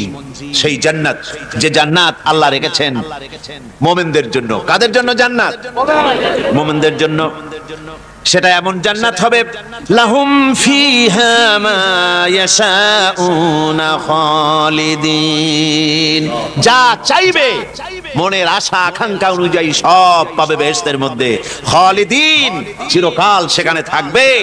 কানা আলা রাব্বিকা ওয়াদাম মাসউলা, এটা হচ্ছে তোমার রবের অবশ্য পূরণীয় ওয়াদা। জোরে বলেন সুবহানাল্লাহ। এটা তোমার আল্লাহর ওয়াদা এবং অবশ্যই তিনি তা পূরণ করবেন। তোমরা জান্নাতে থাকবে, সেখানে যা চাইবে তাই পাবে। একজন বলছিল জান্নাতে যাইয়া যা চাইবো তাই যদি পাই তাহলে তো খুব ভালো কথা। কয় যে হুজুর আমার তো হোক্কা খাওয়ার দারুণ অভ্যাস, তা বেহেশতের মধ্যে হোক্কা পাবো? বুজুর্গ ব্যক্তি বলছেন আল্লাহর বান্দা, বেহেশতে যাইয়া যদি তুমি হোক্কা খাইতে চাও তো আল্লাহ তোমার হোক্কা দিবেন, কিন্তু আল্লাহর কসম করে বলতে পারি বেহেশতে যাইয়া এমন পচা জিনিস খাওয়ার তোমার ইচ্ছে জাগবে না। এত ভালো জিনিস তুইয়া এই পচা জিনিস খাওয়ার ইচ্ছা তোমার জাগবে না মনের ভিতরে। বেহেশত আল্লাহ রাব্বুল আলামিন মুমিনদের জন্য রেখেছেন। আমার ভাইরা, সে বেহেশতের বর্ণনা কোরআনে কারীমের মধ্যে আল্লাহ দিয়েছেন। একদিকে জাহান্নাম, কোরআনের বর্ণনা কত সুন্দর। জাহান্নামের কথা শুনতে শুনতে লোকেরা আল্লাহর ভয়তে হতাশ হয়ে যেতে পারে, আল্লাহর ভয়তে। সেই জন্য যত জায়গায় জাহান্নামের বর্ণনা আছে, সাথে সাথে আবার আশার সঞ্চার করার জন্য আল্লাহ জান্নাতের কথা বলেছেন। কাহার এবং জব্বার নাম আল্লাহ যেখানে ব্যবহার করেছেন, সাথে সাথে আবার গাফুর রহিম নাম ব্যবহার করেছেন, বান্দা যেহেতু হয়রান হয়ে না যায়। আমার ভাইরা, একদিকে জাহান্নামের এই কঠিন শাস্তির কথা, আবার অপর দিকে আল্লাহ বলেন শোনো, এমন জান্নাত আমি রেখেছি, মাসানুল জান্নাতিল্লাতী উইদাল মুত্তাকুন, এমন বেহেশত মুত্তাকিনদের জন্য যার ওয়াদা করা হয়েছে, এমন বেহেশত সেটা ফিহা আনহারুম মিন মাইন গায়রি আসিন, সেখানে এমন সুন্দর স্বচ্ছ পানির ঝর্ণাধারা, সুমিষ্ট পানির ঝর্ণাধারা রাখা হয়েছে। ওয়া আনহারুম মিন লাবানিন লাম ইয়াতাগায়্যার তা'আমুহু, আর সেখানে দুধের ঝর্ণা রাখা হয়েছে যার স্বাদ কখনো নষ্ট হবে না। ওয়া আনহারুম মিন খামরিন লাযযাতান লিশ-শারিবিন, আর রাখা হয়েছে পানীয়ের ঝর্ণাধারা যা পানকারীদের জন্য অত্যন্ত সুন্দর হবে, খুবই সুস্বাদু হবে। আর রাখা হয়েছে ওয়া আনহারুম মিন আসালিম মুসাফফা, পরিষ্কার পরিচ্ছন্ন সুস্বাদু মধুর ঝর্ণা। জোরে বলেন সুবহানাল্লাহ। ওয়া সাকাহুম রাব্বুহুম শারাবান তাহুরা, জান্নাতের ভিতরে তোমাদেরকে পান করানো হবে শারাবান তাহুরা, পবিত্র পানীয়। তাহের এবং তাহুর দুটি কথা। তাহের বলা হয় সেই জিনিসকে যা নিজে পাক, আর একজনকে পাক করতে পারে না, যেমন মধু, যেমন তেল, যেমন দুধ নিজে পাক, কিন্তু দুধ দিয়ে যদি কেউ গোসল করে, দুধ দিয়ে যদি কেউ উযু করে, ও নিজে পাক, কিন্তু আপনাকেও পাক করতে পারবে না। এটার নাম হচ্ছে তাহের। আর তাহুর বলা হয় সেই জিনিসকে যে নিজেও পাক এবং অন্যকেও পাক করে দিতে পারে, যেমন পানি। পানি নিজে পাক, ওটার দ্বারা উযু করলে, গোসল করলে সেও কি হবে? পাক হয়ে যাবে। আল্লাহ তাই বলেন জান্নাতের ভিতরে ওয়াসাকাহুম রাব্বুহুম শারাবান তাহুরা, জান্নাতের ভিতরে শরাবে তাহুর পান করানো হবে। ওই শরাবটা নিজেই পাক, আর যে পান করবে তাকে আরো পরিচ্ছন্ন পবিত্র করে দেবে। জোরে বলেন সুবহানাল্লাহ। সেই শরাব হবে এমন, খিতামুহু মিস্ক, যার মুখগুলি সুন্দর করে সুগন্ধ জিনিস দিয়ে, সুগন্ধি দিয়ে, মিস্ক দিয়ে আটকানো রয়েছে। তারপরে কি? ওয়াফি যালিকা ফালিয়াতানাফাসিল মুতানাফিসুন। এবার এই শরাব পান করার জন্য, এই পবিত্র পানীয় পান করার জন্য প্রতিযোগিতা করো, কে তোমরা প্রতিযোগিতা করে তার কাছে যেতে পারো। কিয়ামতের দিন আল্লাহ পাক জান্নাতে এই জিনিস পান করাবেন, আর ওই পাগলেরা কয় মদ খাওয়াবে। জোরে কান নাউজুবিল্লাহ। যার যা অভ্যাস সেটাই সে নিজেও তাই চিন্তা করে। সৃষ্টি যদি স্রষ্টাকে চিনতে চায়, মানুষ যদি আল্লাহ রাব্বুল আলামিনকে জানতে চায়, চিনতে চায়, তার পদ্ধতি হচ্ছে তার সৃষ্টিকে জানা। তার সৃষ্টির মাধ্যমেই তাকে চেনা যাবে।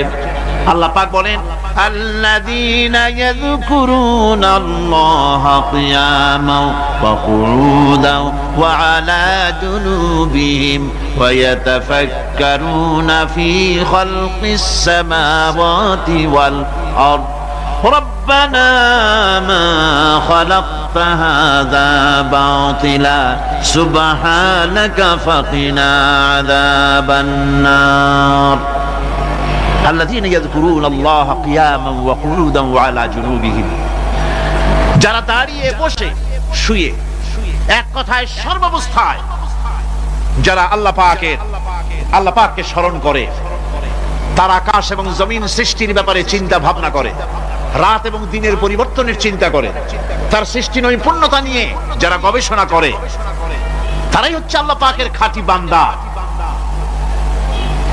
একজন সত্যানুসন্ধানী, চোখের সামনে যখন নিখিল বিশ্বের অনুপরমাণু থেকে শুরু করে সূর্য, চন্দ্র, গ্রহ, নক্ষত্র, বিশাল আকাশ পর্যন্ত, গাছপালা, তরুলতা, সমুদ্র, মহাসমুদ্র, পশু পক্ষী ইত্যাদি যখন তার নজরে পড়ে, তখন একজন সত্যের অনুসারী ব্যক্তি, একজন সত্যের অনুসন্ধানী ব্যক্তি, তার মুখ থেকে বেসাক্তা স্বতঃস্ফূর্ত ভাবে নিজের অজান্তে মুখ থেকে যে শব্দটা বেরোয়, সে শব্দটা হচ্ছে আলহামদুলিল্লাহি রাব্বিল আলামিন।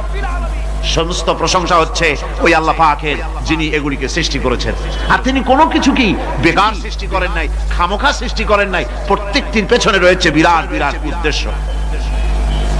এখানে মানুষের সবচাইতে বড় ভ্রান্তি, মানুষের সবচাইতে বড় ভুল, সেটা হলো এই, দুর্ভাগ্যজনক ভাবে সকল সৌন্দর্যের মহাশিল্পী আল্লাহ পাককে মানুষ ভুলে যায়। তারা প্রশংসা করে নদীর, প্রশংসা করে নারীর, নারীর অঙ্গ প্রত্যঙ্গ নিয়ে তারা কবিতা লেখে, নারীর সৌন্দর্য নিয়ে কবিতা লেখে, সাহিত্য রচনা করে, সূর্য নিয়ে, চন্দ্র নিয়ে, চাঁদের মায়াবী জ্যোৎস্না নিয়ে, এর সুন্দর সুষমা নিয়ে কবিতা লেখে, প্রজাপতির রং দিয়ে গান তৈরি করে, ফুলের সৌন্দর্য এবং তার সৌরভ দেখে মানুষ পাগল হয়ে যায়। এগুলির পিছনে গান, সাহিত্য ইত্যাদি কবিতা রচনা করে, কিন্তু এই সৌন্দর্য যিনি সৃষ্টি করেছেন সে আল্লাহ পাককে বেমালুম ভুলে যায়। সেজন্য স্রষ্টার প্রশংসা করতে হবে। আল্লাহ পাক শেখাচ্ছে, শুরুতেই শেখাচ্ছে আলহামদুলিল্লাহি রাব্বিল আলামিন। পড়েন সবাই আলহামদুলিল্লাহি রাব্বিল আলামিন। এখানে আল্লাহ, প্রশংসা কার বলুন? কার? আল্লাহ নয়, আল্লাহ, আল্লাহ পাকের প্রশংসা। আল্লাহ হচ্ছে ইসমে জাত। আল্লাহ কি? ইসমে জাত। কোন ধরনের অনুবাদ দিয়ে আল্লাহ শব্দের ব্যাখ্যা বোঝানো যাবে না। আল্লাহ এটাকে যদি সৃষ্টিকর্তা লেখা হয় তাহলে আল্লাহ শব্দের হক আদায় হবে? সৃষ্টিকর্তা বলতে তো বুঝাই যায়, তা তো আছে খালেক। সৃষ্টিকর্তা না, সে নাম কি? খালেক আল্লাহ। এটা কি কোনো অনুবাদ সৃষ্টিকর্তা বলে বোঝানো যাবে না। আল্লাহ হচ্ছেন এমন, পৃথিবীতে যত ধর্মের লোকেরা তাদের স্রষ্টাকে ডাকে, কেউ বলে ভগবান, কেউ বলে ঈশ্বর, কেউ বলে পরমেশ্বর, কেউ বলে বিধাতা, কেউ বলে গড, কেউ বলে জিহোবা। বলেন এরকম কথা না বললে বুঝি কি বলে? এর প্রত্যেকটি শব্দের প্রতি শব্দে স্ত্রীলিঙ্গে অন্য শব্দ আসবে। ভগবান বললে কি হবে? ভগবতী। ঈশ্বর বললে ঈশ্বরী। পরমেশ্বর বললে পরমেশ্বরী। বিধাতা বললে বিধাত্রী। গড বললে গডেজ আসবে। এখন গড আরো বেকায়দা। গডটারে যদি উল্টায় দেন এমন সর্বনাশ হবে যা বলার মতো না। আর এই শব্দ দিয়েও বোঝার উপায় নাই যে তারা কি বলতে চায়। শব্দকে খণ্ডিত যদি করা হয় তাও বোঝা যাবে না যে কি বলতে চায়। অথচ আল্লাহ পাক হচ্ছেন, আল্লাহ পাকের নাম হচ্ছে এমন একটি নাম, আমাকে যদি কেউ বলে যে অন্য কোনো ব্যাখ্যা চাই না, আল্লাহ দিয়ে আল্লাহরে বুঝায় দেন, তো আল্লাহ দিয়ে আল্লাহরে বুঝানো যাবে। এরকম কোরআনে কারীমের মধ্যে আল্লাহ আয়াতে কারিমা সেট করে রেখেছেন। সুবহানাল্লাহ। যদি আপনারা বলেন আমাকে যে আল্লাহ দিয়ে আল্লাহর পরিচয় করায় দেন, তো আমি বলবো আল্লাহ রাব্বুল আলামিন কোরআনে কারীমের মধ্যে বলেছেন আল্লাহু লা ইলাহা ইল্লা হুয়াল হাইয়ুল কাইয়্যুম। কোন সূরা আছে? কোন আয়াতে? আয়াতুল কুরসি। পড়তে ইচ্ছা করে না? পড়েন আমার সাথে। আল্লাহু লা ইলাহা ইল্লা হুয়াল হাইয়ুল কাইয়্যুম।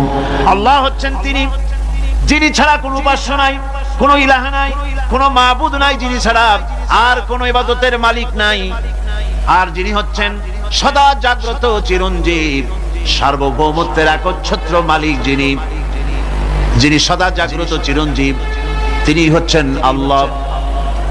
এখন কেউ যদি বলেন আল্লাহ অক্ষর কি, এক একটা অক্ষর বাদ দিয়া আল্লাহরে চিনায় দেন, তাও চিনানো যাবে। আল্লাহর প্রথম অক্ষর যদি বাদ দেন কি থাকবে?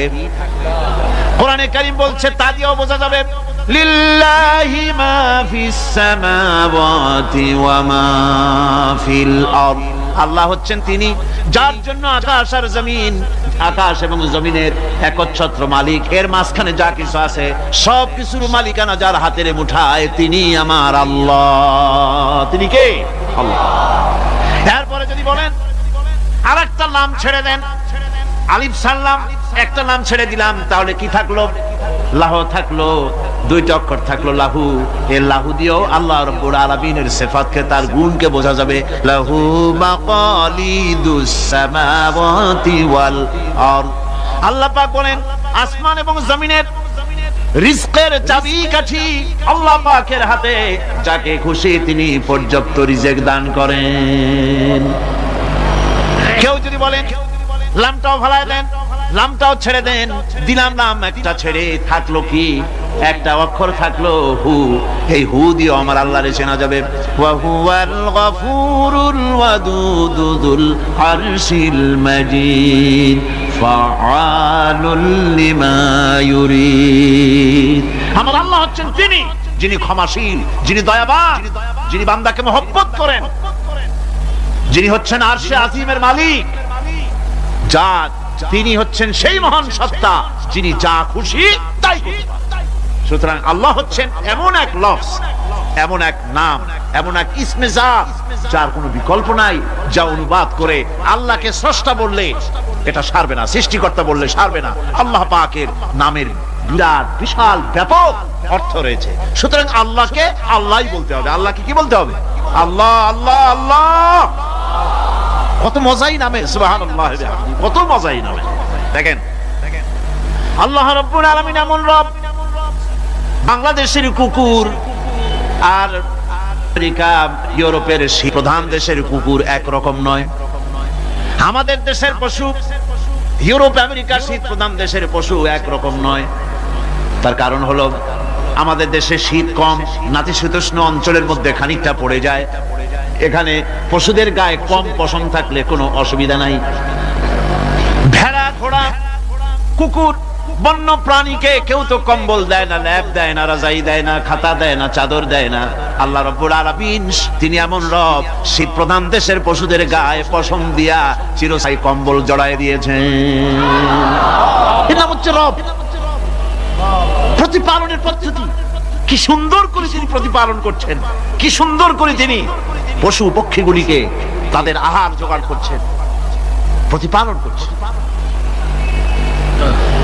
তিনি রব, মানুষকে সৃষ্টি করেছেন, আমাদেরকে সৃষ্টি করেছেন, সব চাইছেন সুবহানাল্লাহ ওয়া বিহামদিহি, সকল প্রয়োজন মিটিয়েছেন, একটা জিনিস বাদ রাখেন। আমাদের মুখে দাঁতের দরকার ছিল, মায়ের পেট থেকে দাঁত নিয়ে আসিনি। মায়ের পেট থেকে আসার পরে আমাদের খাবারের দরকার ছিল। লক্ষ্য করেন রব কারে বলে, লক্ষ্য করুন। মায়ের পেটের মধ্যে যখন ছিলাম ওখানে কোনো রোগের জীবাণু ঢুকতে পারে নাই। ফি করারিন মাকিন, একটি সুরক্ষিত জায়গায় আল্লাহ রাব্বুল আলামিন বাচ্চাকে রেখেছেন, যেখানে কোনো সর্দি হবে না, জ্বর হবে না, সর্দি হবে না, ব্রঙ্কাইটিস হবে না, ডায়াবেটিস হবে না, প্রেসার হবে না। মায়ের পেটের মধ্যে বাচ্চাকে এমন জায়গায় আল্লাহ যত্ন করে রেখেছেন। এই বাচ্চা যখন মায়ের পেট থেকে বেরিয়ে এলো তখন তার পরিবেশ অত্যন্ত খারাপ। এখানে পলিউশন আছে, এখানে কার্বন ডাই অক্সাইড আছে, এখানে বিষাক্ত হাওয়া আছে, এখানে দূষিত আবহাওয়া রয়েছে। প্রতি মুহূর্তে রোগ তাকে হামলা চালাতেছে। এই রোগের থেকে সে বাচ্চা বাঁচবে কি করে? এজন্য রব্বুল আলামিন তিনি এমন রব, মায়ের বুকের মধ্যে যে খাবার তৈরি করলেন বাচ্চার, ওই খাবারের মধ্যে বাচ্চার ওষুধ আল্লাহ পাক বানায়া দিলেন। মায়ের বুকের দুধ শুধু দুধ নয়, এটা ওষুধ। সুবহানাল্লাহ। এটা খাদ্য, এটা ওষুধ, এটা ভিটামিন, এটা ক্যালসিয়াম, এটা কার্বোহাইড্রেট, যা দরকার বাচ্চার জন্য সব আল্লাহ মায়ের দুধের মধ্যে দিয়ে দিলেন। যতক্ষণ বাচ্চা পেটে ছিল দুধ ছিল ঘন, যখন বাচ্চা মায়ের পেট থেকে বেরিয়ে এলো দুধটা হয়ে গেল পাতলা। এই পাতলা দুধটা খাবে, ওষুধ আছে এর মধ্যে, ভিটামিন আছে, খাইতে যেন বিস্বাদ না হয় একটু মিষ্টি দিয়ে দিলেন আল্লাহ, যাতে বাচ্চা মুখ ফিরায় না নেয়, সেজন্য খাইতে চায়। তারপরে যখন বাচ্চার হাড্ডি খেতে হবে, মাছ খেতে হবে, গোশত খেতে হবে, দুধের আর দরকার নাই।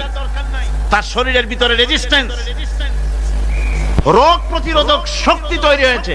এখন আরো ভালো খাবার দরকার।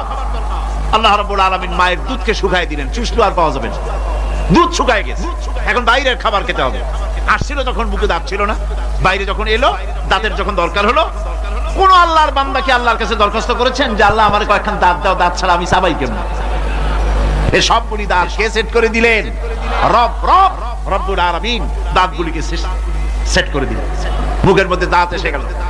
আল্লাহ রাব্বুল আলামিন শরীরটাকে সাজিয়ে গুছিয়ে, হিউম্যান বায়োলজি যাকে বলা হয়, এই শরীরকে যে সুন্দর করে আল্লাহ পাক তৈরি করলেন বলে শেষ করা যাবে না, কত সুন্দর করে আল্লাহ পাক বানিয়েছেন। আপনার মাথার ভিতরে সেল তৈরি করা হলো, ব্রেন তৈরি করা হলো। এই ব্রেনটা শুকনা জায়গায় রাখা হয় নাই। শুকনা জায়গার মধ্যে ব্রেনটা যদি থাকতো, নড়াচড়া করে আপনার ব্রেনের যে টেকনোলজি আল্লাহ পাক ইউজ করেছেন সেটা অসুবিধাগ্রস্ত হতো। এই জন্য ক্রিম যেভাবে পানির মধ্যে ভাসা থাকে, পানির মধ্যে ভাসমান ক্রিম মাখন যেভাবে রাখা হয়, সামান্য পানির মতো করে এর ভিতরে ব্রেনটাকে রাখা হয়েছে। এই ব্রেনের ভিতরে, ব্রেন হচ্ছে পৃথিবীতে কম্পিউটার, আজকের পৃথিবীর শ্রেষ্ঠ আবিষ্কার। কিন্তু মানুষের মাথায় যে কম্পিউটার আল্লাহ পাক দান করেছেন, এই কম্পিউটারের সামনে দুনিয়ার কম্পিউটার এতিম। এবার লন্ডন গিয়েছিলাম, প্রত্যেক বছর 1.5 মাস 2 মাস সময় পাই, কিন্তু আপনারা দোয়া করেছেন এখন পার্লামেন্টে সময় দিতে হয় বেশি। বিদেশের সফর কমে গিয়েছে।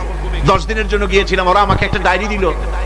সেই ডায়েরিটার ভিতরে ডিজিটাল ডায়েরি, এই ডায়েরির মধ্যে তারা বলল যে এরকম, এই যে কাগজটা আপনারা দেখতে পাচ্ছেন, এই রকমের কাগজের 10 লক্ষ পাতা লিখতে যত কাগজ লাগে, এরকমের 10 লক্ষ পাতার লেখা ছোট্ট এই ডায়েরিটার মধ্যে ঢুকাই দেওয়া যায়।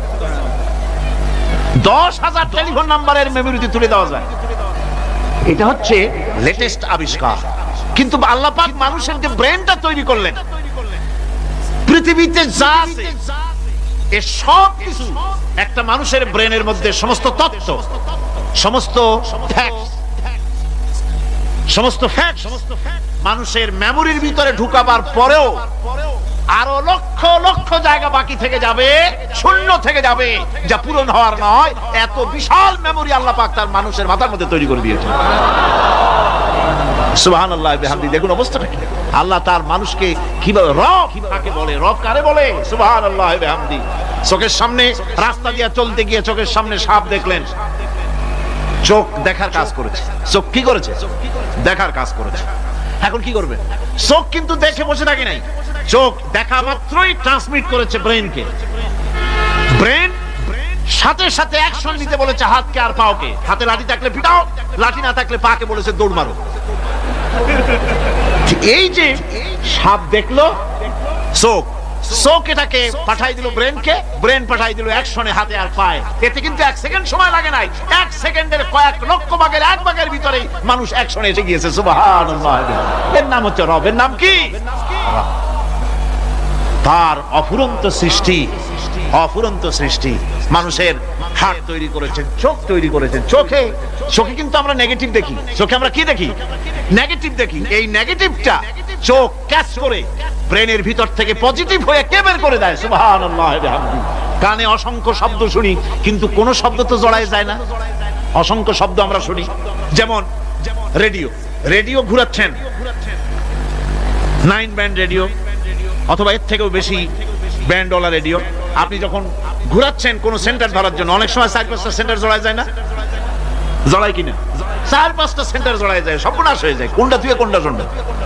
তো এইরকম করে আপনার কানের ভিতরে শব্দগুলি সব জড়াইয়া পাকাইয়া আপনার কানের মধ্যে একটা বিশ্রী আওয়াজ সৃষ্টি করে দিতে পারত। কে? স্তরে স্তরে শব্দগুলিকে শোনার ব্যবস্থা করেছে। আপনার জিহ্বার ভিতরে হাজারো রকমের স্বাদ গ্রহণ করার জন্য একটা জিহ্বায় এতগুলি টেস্ট নেওয়ার ক্ষমতা কে তৈরি করে দিলেন? আল্লাহ রাব্বুল আলামিন। সুবহানাল্লাহ বিহামদি। তিনি হচ্ছেন রব, যিনি মানুষের প্রতিপালন সৃষ্টি করেন এবং প্রতিপালন করেন, এমনি এমনি ছেড়ে দেন। এরপরে মানুষের সব প্রয়োজন তিনি মিটিয়েছেন। মানুষের জীবন ধারণের জন্য সব থেকে বড় প্রয়োজন পানি। সবচেয়ে বড় প্রয়োজন কি? পানি। জোরে কোন কি? পানি।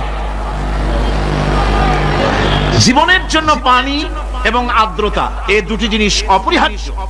এছাড়া জীবন বাঁচবে না। আমরা দেখতে পাই সমুদ্র ভরা পানি মজুদ আছে। লক্ষ্য করে, সমুদ্র ভরা পানি মজুদ আছে, নদী খাল বিল ভরা পানি মজুদ আছে, কিন্তু এটাই তো যথেষ্ট নয়। রব হচ্ছেন তিনি, যিনি এই বিশাল বিশাল পানির মজুদ থেকে বাতাসকে যিনি বলেন, যিনি প্রতিনিয়ত বাষ্পীয় আকারে পানিগুলিকে সমুদ্র থেকে উত্থিত করেন, পানিগুলিকে উত্থিত করেন মহাকাশে। আল্লাহ পাক বলেন, আল্লাহুল্লাযী আরসালার রিয়াহা ফাতুসিরু সাহাবা। বাষ্প হয়ে পানিগুলি আকাশে উত্থিত হয় এবং মহাকাশে যাওয়ার পর এই পানিগুলি, লবণাক্ত পানিগুলি আল্লাহর মেশিনে সেগুলি মিষ্টি হয়ে যায়। জোরে কোন সুবহানাল্লাহ। পানিগুলি মিষ্টি হয়ে গেল। ওই মিষ্টি পানি আল্লাহ রাব্বুল আলামিন নাজিল করে দিলেন। এবার বৃষ্টি কণা কণা হয়ে পড়লো, ফোঁটা ফোঁটা বৃষ্টি। আল্লাহ খুঁজে দেখলেন বৃষ্টির ফোঁটাগুলি পৃথিবীর প্রতিটি কণা তালাশ করে তৃষ্ণার্ত কণাগুলিকে আল্লাহ পাক ভিজাই দিলেন। সেই জন্য তার নাম হলো রব। তিনি হচ্ছেন রব, প্রয়োজন মিটান। পানি সবচেয়ে প্রয়োজন বেশি, সেই পানি আল্লাহ পাক এভাবে সরবরাহ করলেন। জমিনের চারিদিকে নদী নালা রেখেছেন, জমিনকে আর্দ্র করেছেন, জমিনের ভিতরের পানি মিষ্টি করেছেন। টিউবওয়েল মারলে পরে, পাম্প করলে পরে ভিতর থেকে মিঠা পানি আল্লাহ পাক বের করে দেন। সুবহানাল্লাহ। এই মিষ্টি পানির ব্যবস্থা করেছেন। এরপরে তিনি ওই আল্লাহ পাক মিষ্টি পানির ব্যবস্থা করে বৃষ্টির মাধ্যমে পৃথিবীতে ফসল উৎপাদনের ব্যবস্থা করে দিলেন। সেজন্য আল্লাহ পাক কোরআনে কারীমের মধ্যে বলেছেন, ওয়াজআলনা মিনাল মাই কুল্লা শাইইন হাই। পানি দ্বারাই আমি সব বস্তুকে সজীব রাখি। বৈশিষ্ট্যের দিক থেকে পানির রয়েছে অনেক গুণ, আশ্চর্য গুণ। পৃথিবীর 75% হচ্ছে পানি। আকাশ থেকে অর্থাৎ চাঁদ থেকে যখন চাঁদে ভ্রমণকারীরা যখন ছবি তুলেছে তো সেই ছবিতে ব্লু রং এসেছে বেশি, সবুজ এসেছে কম। সবুজ হলো গাছপালা আর ব্লু হচ্ছে পানি, সমুদ্রের পানির রং হচ্ছে নীল। মানুষের শরীরের ভিতরে 60% পানি, গাছের মধ্যে রয়েছে পানি। পানি ছাড়া পৃথিবীর বাঁচার কোনো পথ নাই। আবার দেখেন, প্রচন্ড শীতের কারণে, ঠান্ডার কারণে যে সব এলাকায় তাপমাত্রা হিমাঙ্কের নিচে এসে যায়, সেই সব দেশে সমুদ্রের পানি আর দরিয়ার পানিগুলি বরফ হয়ে যায়। এই বরফ যখন হতে থাকে তখন পানি তার নিজের তাপকে নিচের দিকে ছুটতে থাকে। উপরের তাপ বরফ হয়ে যায় ঠান্ডা, আর নিচে তাপ বিচ্ছুরিত করে দিয়ে পানির ভিতরে যত জলজ প্রাণী আছে আর উদ্ভিদ আছে সবগুলিকে বাঁচায় রাখার ব্যবস্থা আল্লাহ রাব্বুল আলামিন এভাবে করে থাকে। এবার আল্লাহ রাব্বুল আলামিন বলছেন, এই পানি ছাড়া মানুষ বাঁচে না, প্রাণী বাঁচে না। পানি এমন এক জিনিস, এমন এক নিয়ামত আমি দান করলাম। আল্লাহ পাক বলেন, কুল আরাআইতুম ইন আসবাহা মাউকুম গাওরান ফামান ইয়াতিকুম বিমাইন মাইন। বলো দেখি সবে, শুকাইয়া যদি যায় এই জমিনের পানি, তাহলে হেথায় তটনির ধারা কে দিবে সবারে আনি।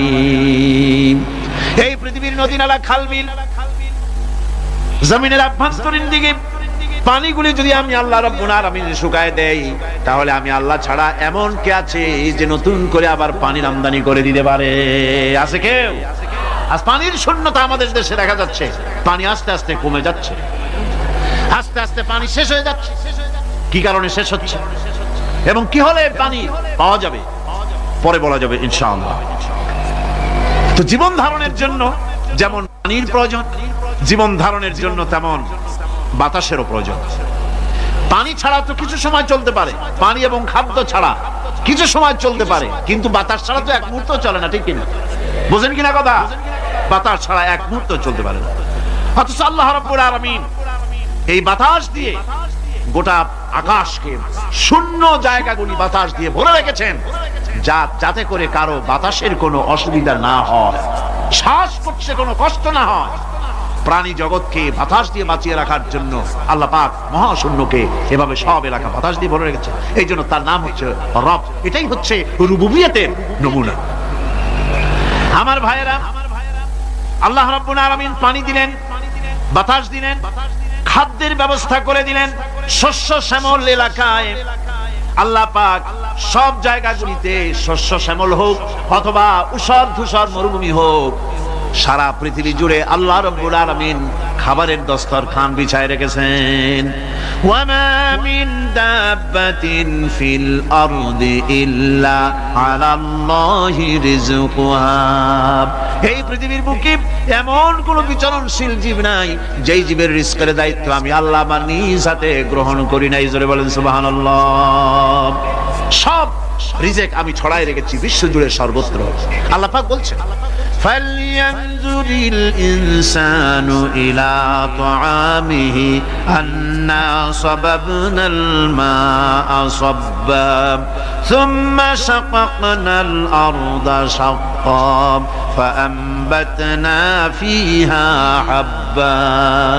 আল্লাহ পাক বলছেন, মানুষের উচিত নিজ খাদ্যাদির দিকে লক্ষ্য করা, নিজে খাদ্যের দিকে লক্ষ্য করা। যেহেতু এই খাদ্য প্রতিদিন তার সামনে আসে, এদিকে তার লক্ষ্য করা উচিত।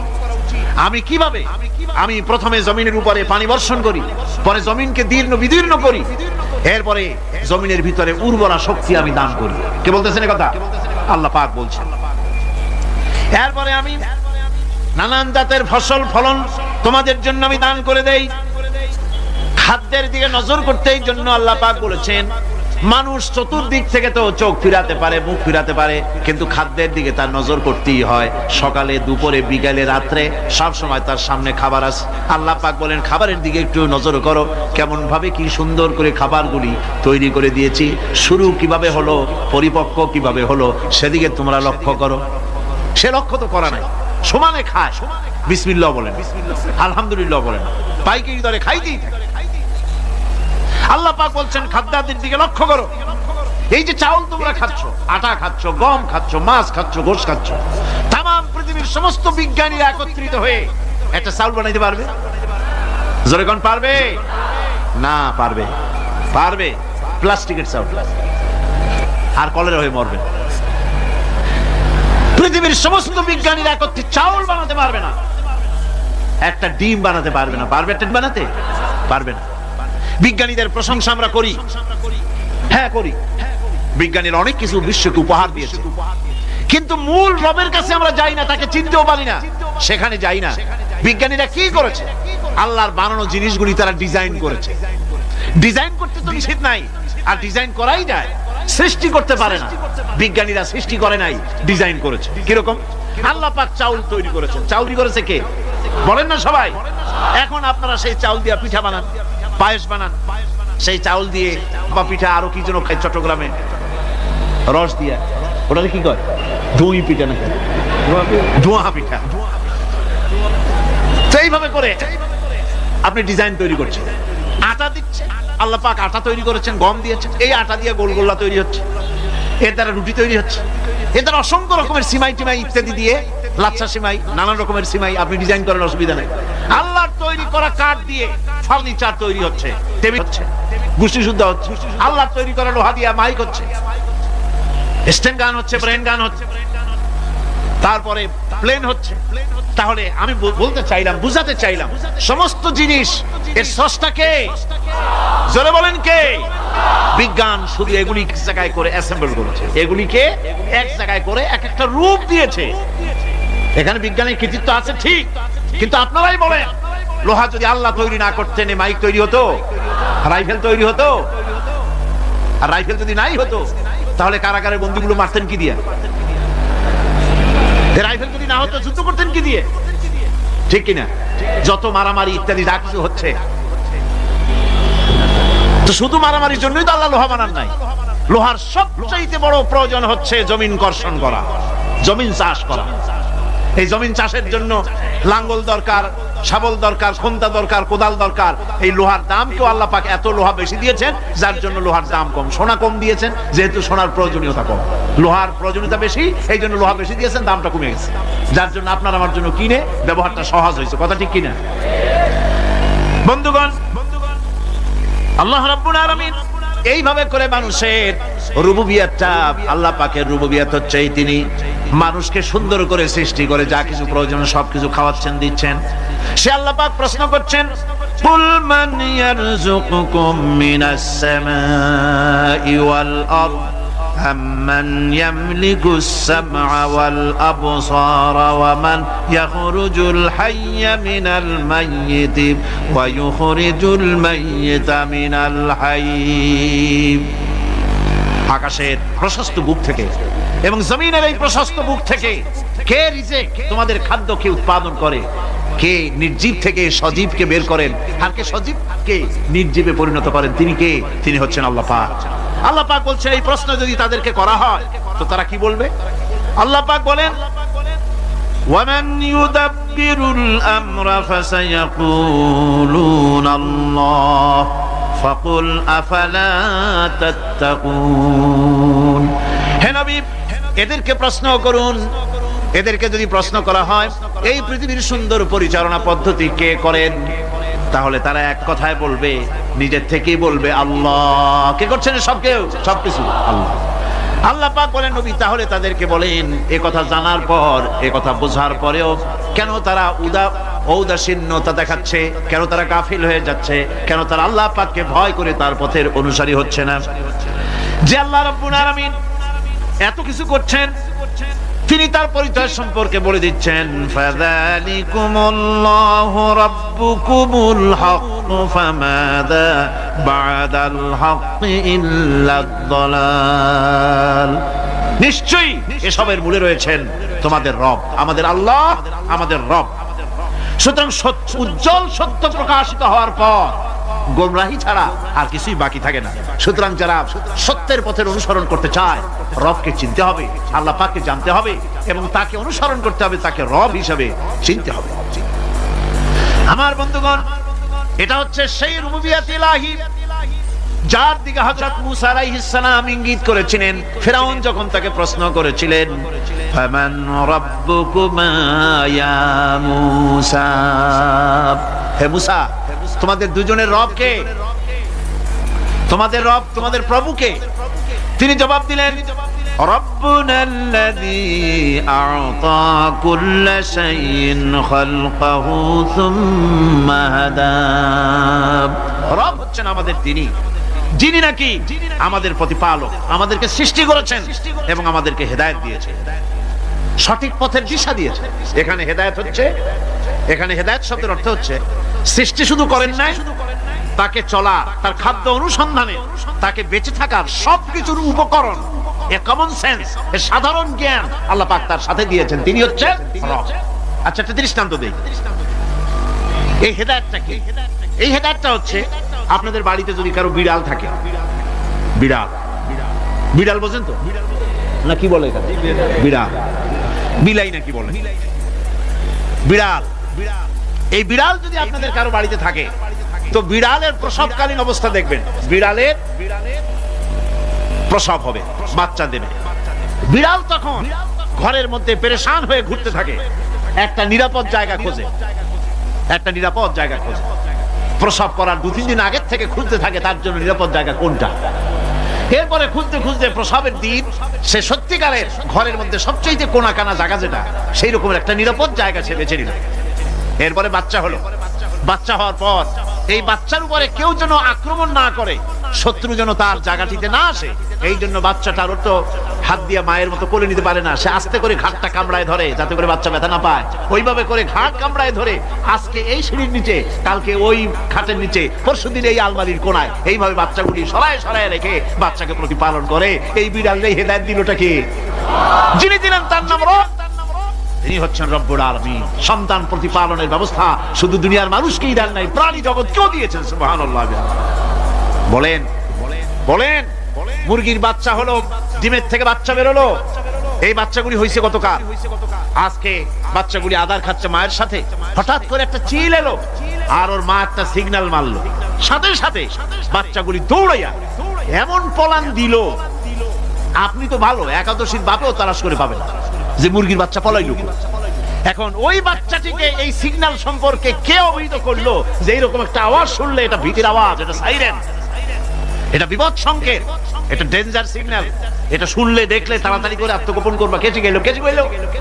আল্লাহ পাক শিখাইছেন। এখন এক শ্রেণীর বুদ্ধিজীবী তারা আবার উল্টা কথা কয়। তারা বলে কি? তারা বলে যে মুরগি বাচ্চা, এই বাচ্চা যে দৌড় মারলো, এখানে আল্লাহ এইসব কিছু নাই, নাউযুবিল্লাহ মিন যালিক। তো এখানে কি আছে? কয় যে এখানে বিষয়টা হলো এই যে এই মুরগি আর মোরগ, ওর বাপ মা, এই দুজনের মধ্যে আছে সিলের ভয়, আছে শিয়ালের ভয়। ওই ভয় ওদের মধ্যে ছিল, এই মা বাপের ক্রসের মাধ্যমে বাচ্চা আসছে, কাজে ওই ভয়, বাপের যদি কোনো রোগ থাকে, মায়ের রোগ থাকে, তো এগুলি তো বাচ্চার মধ্যেও ঢোকে। তো ভয় হোক, সুখ হোক, দুঃখ হোক, এই অনুভূতি স্বাভাবিক প্রক্রিয়ার মাধ্যমে বাচ্চার মধ্যে ঢুকছে, আর সিল দেখে আওয়াজ শুনে সে আত্মগোপন করেছে। এইটা আমি পড়িয়া আমি আমার আলোচনা এক জায়গায় বললাম বুদ্ধিজীবীদের উদ্দেশ্যে, যদি সত্যিই তাই হয়, মোরগ আর মুরগি মা বাবার মধ্যেই ভয় আছে বলে বাচ্চার মধ্যেই ভয় ঢুকছে, সেই জন্য সে আত্মগোপন করছে, তাহলে আবার মানুষের ব্যাপারে কথাটা আনি। মানুষেরা সাপের ভয় করে না মহব্বত করে? কথার জবাব দিলে না, যখন তখন মনে হয় আপনারা সাপ বুঝি ভালোবাসেন। সাপ আমরা সকলেই ভয় পাই, মায়ও ভয় পায়, বাবাও ভয় পায়। এই মায়ের গর্ভে সন্তান এসছে, সন্তানের বয়স 2 বছর, 2.5 বছর, ঘরের মধ্যে কেউ ছিল না, ঘরের মধ্যে একটা সাপ আসছে, একটা সুন্দর সাপ, দেখতে সুন্দর, কিন্তু সে সাপে কামড়ালে মানুষ মরে যায়। ওই সাপটা মাথা উঁচু করে ফোনা ধরেছে। এই বাচ্চাটা কি সাপ দেখে দৌড় মারবে, না বাচ্চাটা ওই সাপটাকে ধরার জন্য সে এগিয়ে যাবে? কোনটা করবে? এগিয়ে যাবে। তাহলে মা বাপের ভয়, তাদের মা বাপের রক্তের মধ্যে, শিরার মধ্যে, সব জায়গায় সাপের ভয়, তার মাধ্যমে বাচ্চা এসে ওই বাচ্চার মধ্যে সাপের মহব্বত হইল, কারণ ভয় হইল না কেন বাচ্চা অবস্থা। সুবহানাল্লাহ। আমার বন্ধুগণ, মুরগির বাচ্চাকে হেফাজত করার জন্য বুদ্ধিমান প্রাণী মানুষ তার কাছে নাই বলে আল্লাহ রাব্বুল আলামিন তারে বাচ্চা অবস্থা থেকে বোঝার তৌফিক দিয়েছেন কোনটা ভয়ের আওয়াজ, কোনটা হলো বিপদের আওয়াজ। মানব সন্তানের প্রতিপালন করার জন্য তার মার বাবা আছে বলে ওই রকম করে পশুদের মতো আল্লাহ বানান নাই, তাকে হেফাজত করার জন্য মা বাপ আছে বলে এই দায়িত্ব আল্লাহ পাক মা বাপের উপরে ছেড়ে দিয়েছেন। মা বাপ তাকে হেফাজত করে। রুবুবিয়তের প্রতিপালন, হেদায়েতের এই প্রতিপালন আল্লাহ পাক মানুষকে এভাবে করে তাদেরকে হেদায়েত দিয়েছেন, তার পথের চলার দিশা দিয়েছেন। পিঁপড়ার খাদ্য সংগ্রহের ব্যাপারটা দেখেন। পিঁপড়ার আছে দারুণ ঘ্রাণ শক্তি। কোথায় খাবার? 5 তলায় আপনি মিষ্টি খাচ্ছেন, রসগোল্লা থুয়ে দেন, তারপরে দেখেন কোন জায়গায় যে পিঁপড়া এসে জন্মের খাওয়া খায়, ঠিক কিনা? দেখেন তার কত তীব্র ঘ্রাণ শক্তি, সেখানে চলে যাচ্ছে। তাকে হেদায়েত দেওয়া হয়েছে, তাকে ঘ্রাণ শক্তি দেওয়া হয়েছে। চিল, শকুন, ঈগল কোথায় থাকে বুঝেন না? মহাশূন্যে 3 থেকে 3.5 মাইল উপরে শকুন, বাজ, ঈগল উঠতে থাকে। খাবে কি? ওখানে তো তার খাবার ছড়ানো নেই। আল্লাহ হচ্ছেন এমন রব, আমাদের স্রষ্টা হচ্ছেন এমন রব, যিনি ওই চিল, বাজ আর শকুন মহাশূন্যে যেগুলি উড়ে বেড়ায় ওদেরকে আল্লাহ পাক এমন তীব্র দৃষ্টি শক্তি দান করেছেন, 3 মাইল উপর থেকেও ছাগল মুরগি মরা দেখলে ওখান থেকে সে ঝাঁপায় পড়ে তা খেতে পারবে। তাকে দেওয়া হচ্ছে দৃষ্টি শক্তি। এরকম করে যার যা প্রয়োজন সমস্ত প্রয়োজনগুলি আল্লাহ মিটাচ্ছেন। এরই নাম হচ্ছে রুবুবিয়াতে ইলাহি। এটাই হচ্ছে আল্লাহ পাক রব, এটা তার অসংখ্য প্রমাণ। সেই জন্য আল্লাহ পাক বলেন আলহামদুলিল্লাহি রাব্বিল আলামিন। পড়েন সবাই আলহামদুলিল্লাহি রাব্বিল আলামিন। সমস্ত প্রশংসা হচ্ছে আল্লাহ পাকের জন্য। কোন আল্লাহ? প্রথমে তো আল্লাহ বললাম, তারপর বললাম রব, এখন বলা হচ্ছে কোন রব? যিনি আলামিন, রব্বিল আলামিন, যিনি সমস্ত জাহানের রব। তাহলে বোঝা যাচ্ছে রব, জগৎ একটা না। জগৎ, কথা বুঝতেছেন আমার? জগৎ একটা নয়, অসংখ্য জগৎ আছে, বহুমাত্রিক জগতের কথা এখানে আল্লাহ পাক বলছে। আমি এই জন্য বলি যে কোরআন হচ্ছে বিজ্ঞানের উৎস। কোরআন বিজ্ঞানের কি? বিজ্ঞানের আবিষ্কার যত বাড়বে, বিজ্ঞান চিরটা কাল কোরআনের কাছে ভিক্ষার হাত দিয়ে এতিমের মতো দাঁড়ায় থাকবে।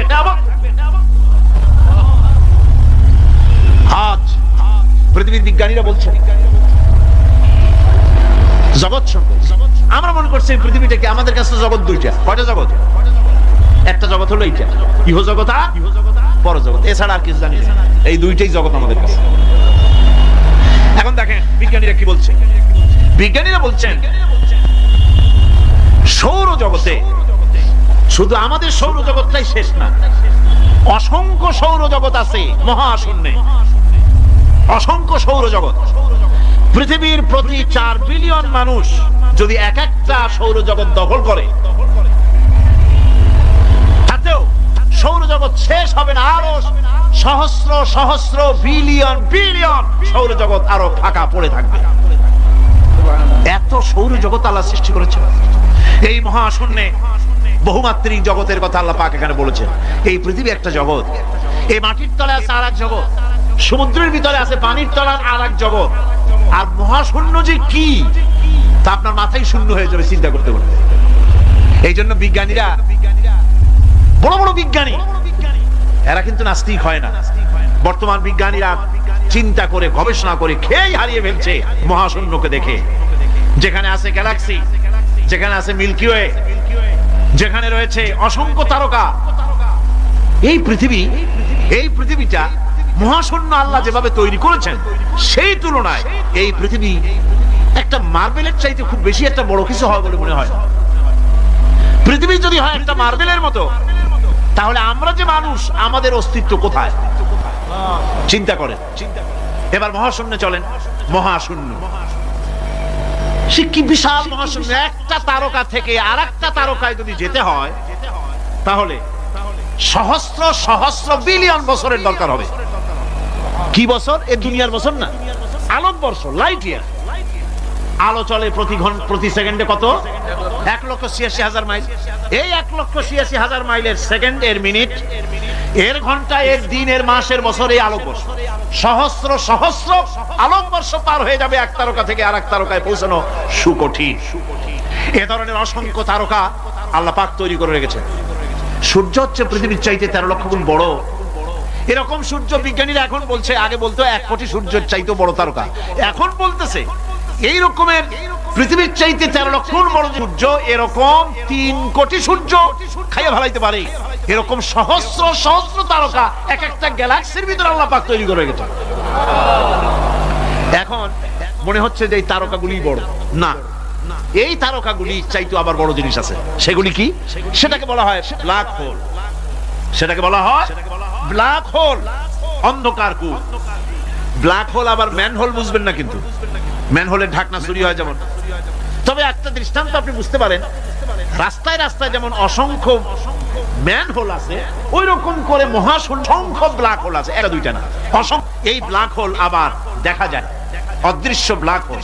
এই ব্ল্যাক হোল গুলো কি?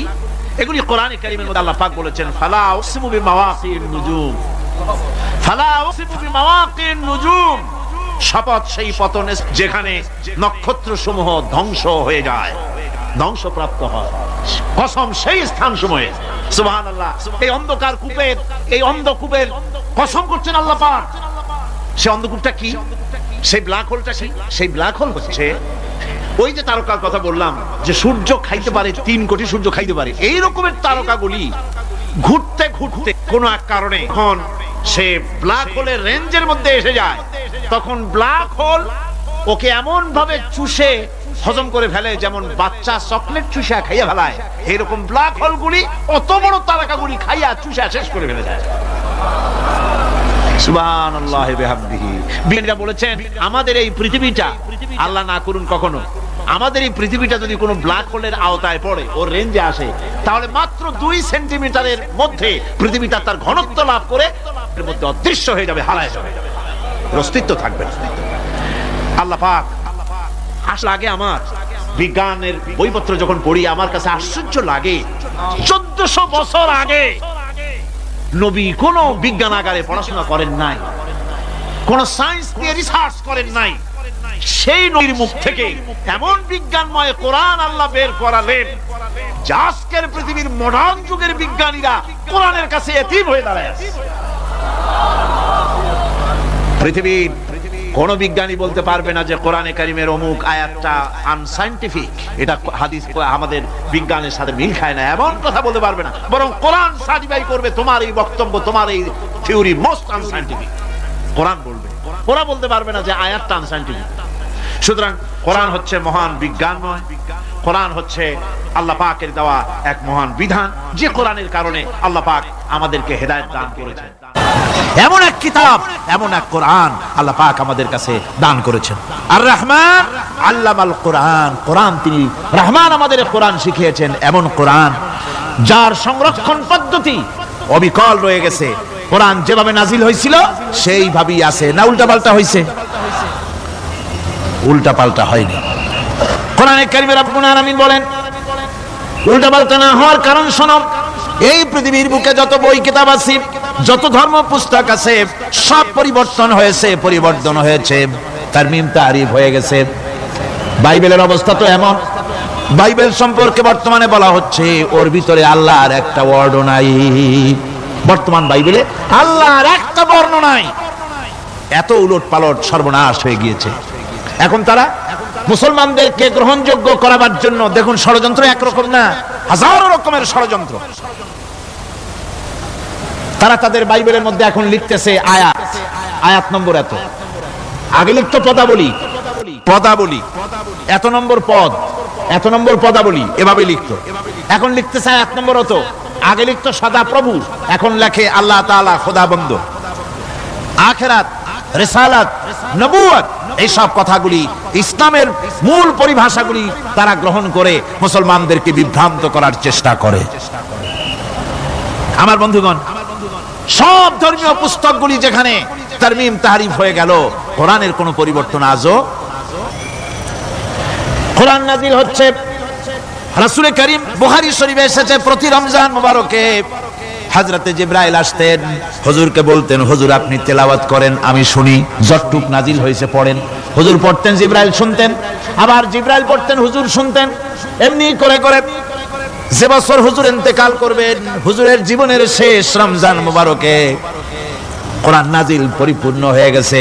হযরত জিবরাইল বলেন, হুজুর কোরআন তো নাজিল তামাম হয়ে গিয়েছে, এবার আপনি পুরা কোরআন পড়ে আমারে শোনান। হযরত রাসূল পুরাটা পড়ে 30 পারা পড়ে শোনায় দিলেন, জিবরাইল শুনলেন। এবার জিবরাইল বলেন, হুজুর আমি তেলাওয়াত করতেছি, আপনি শুনেন। হযরত জিবরাইল 30 পারা পড়লেন, হুজুর শুনলেন। আবার হযরত জিবরাইল বলেন, হুজুর আবার আপনি পড়েন। হুজুর পড়লেন, জিবরাইল শুনলেন, আবার জিবরাইল পড়লেন, হুজুর শুনলেন।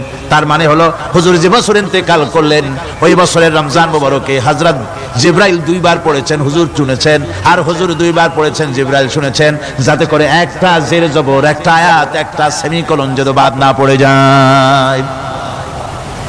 কোরআন কারীম মুখস্থ করার জন্য আল্লাহ রাব্বুল আলামিন এটাকে স্থায়ী করার জন্য বাধ্যতামূলক করেছেন, নামাজের ভিতরে তেলাওয়াত করতে হবে। মানুষ নামাজের মধ্যে তেলাওয়াত করে সওয়াবের জন্য, সকালে পড়ে, বিকালে পড়ে, অর্থ সহকারে বুঝে পড়ে, রাত্রে পড়ে, দিনে পড়ে। পৃথিবীতে এমন একটা মুহূর্ত নাই যখন কোরআনে কারীম তেলাওয়াত হয় না। জোরে কোন সুবহানাল্লাহ।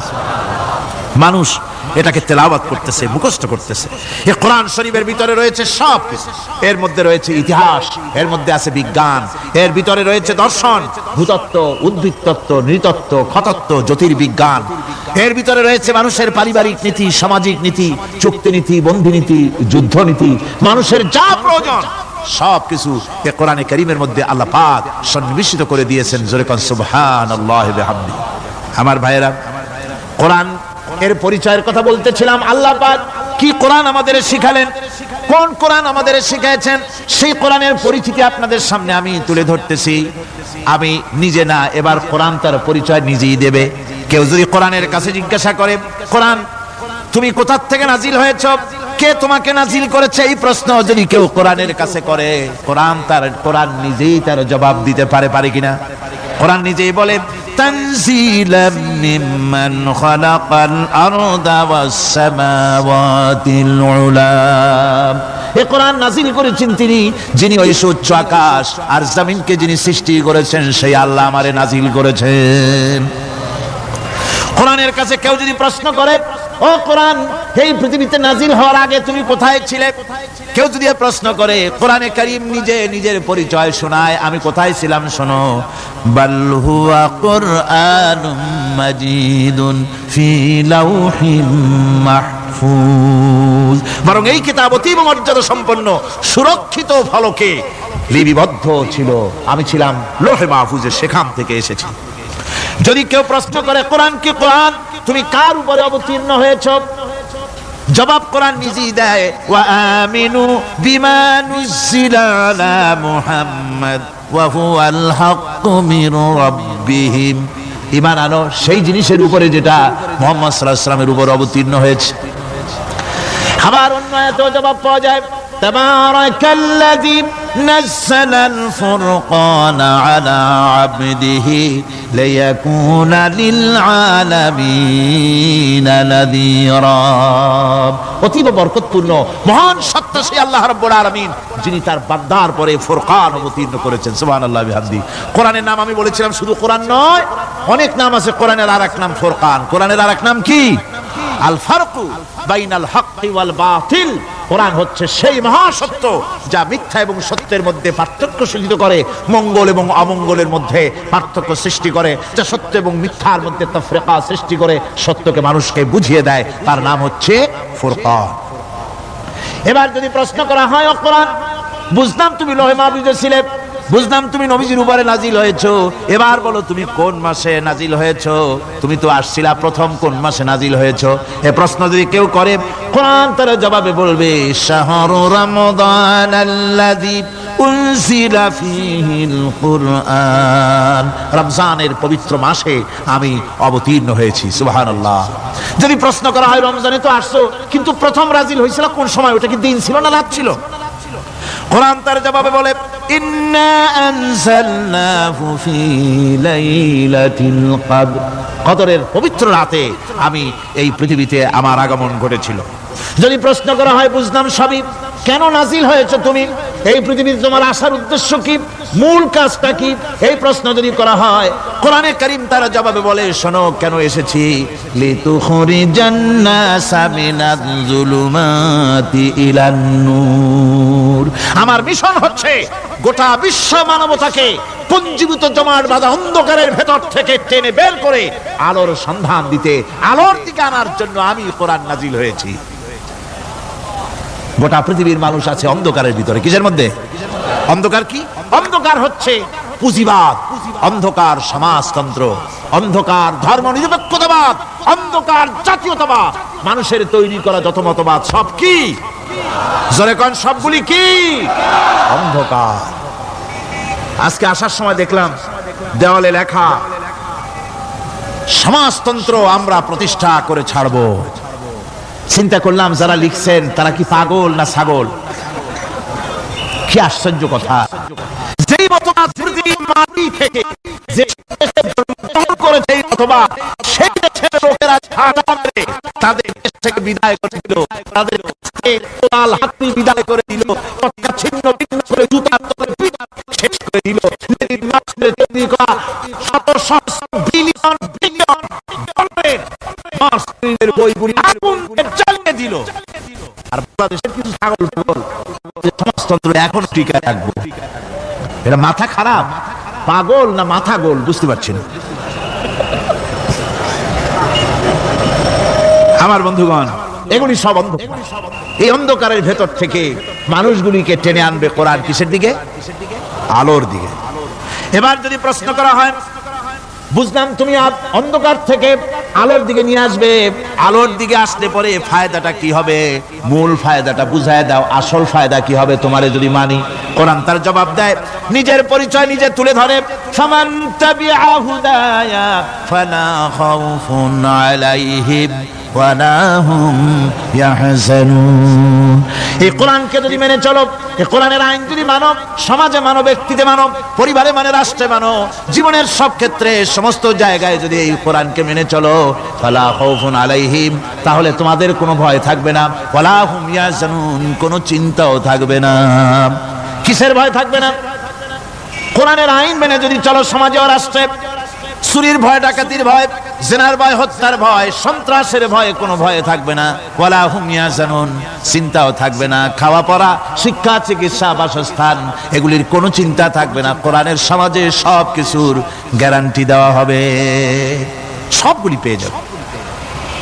এখন যদি আবার প্রশ্ন করা হয়, কোরআন বুঝলাম তোমারে মানলে পরে সব ফায়দা হবে, তাহলে এবার জবাব দাও, তোমার ভিতরে কি রাজনীতি আছে নাকি?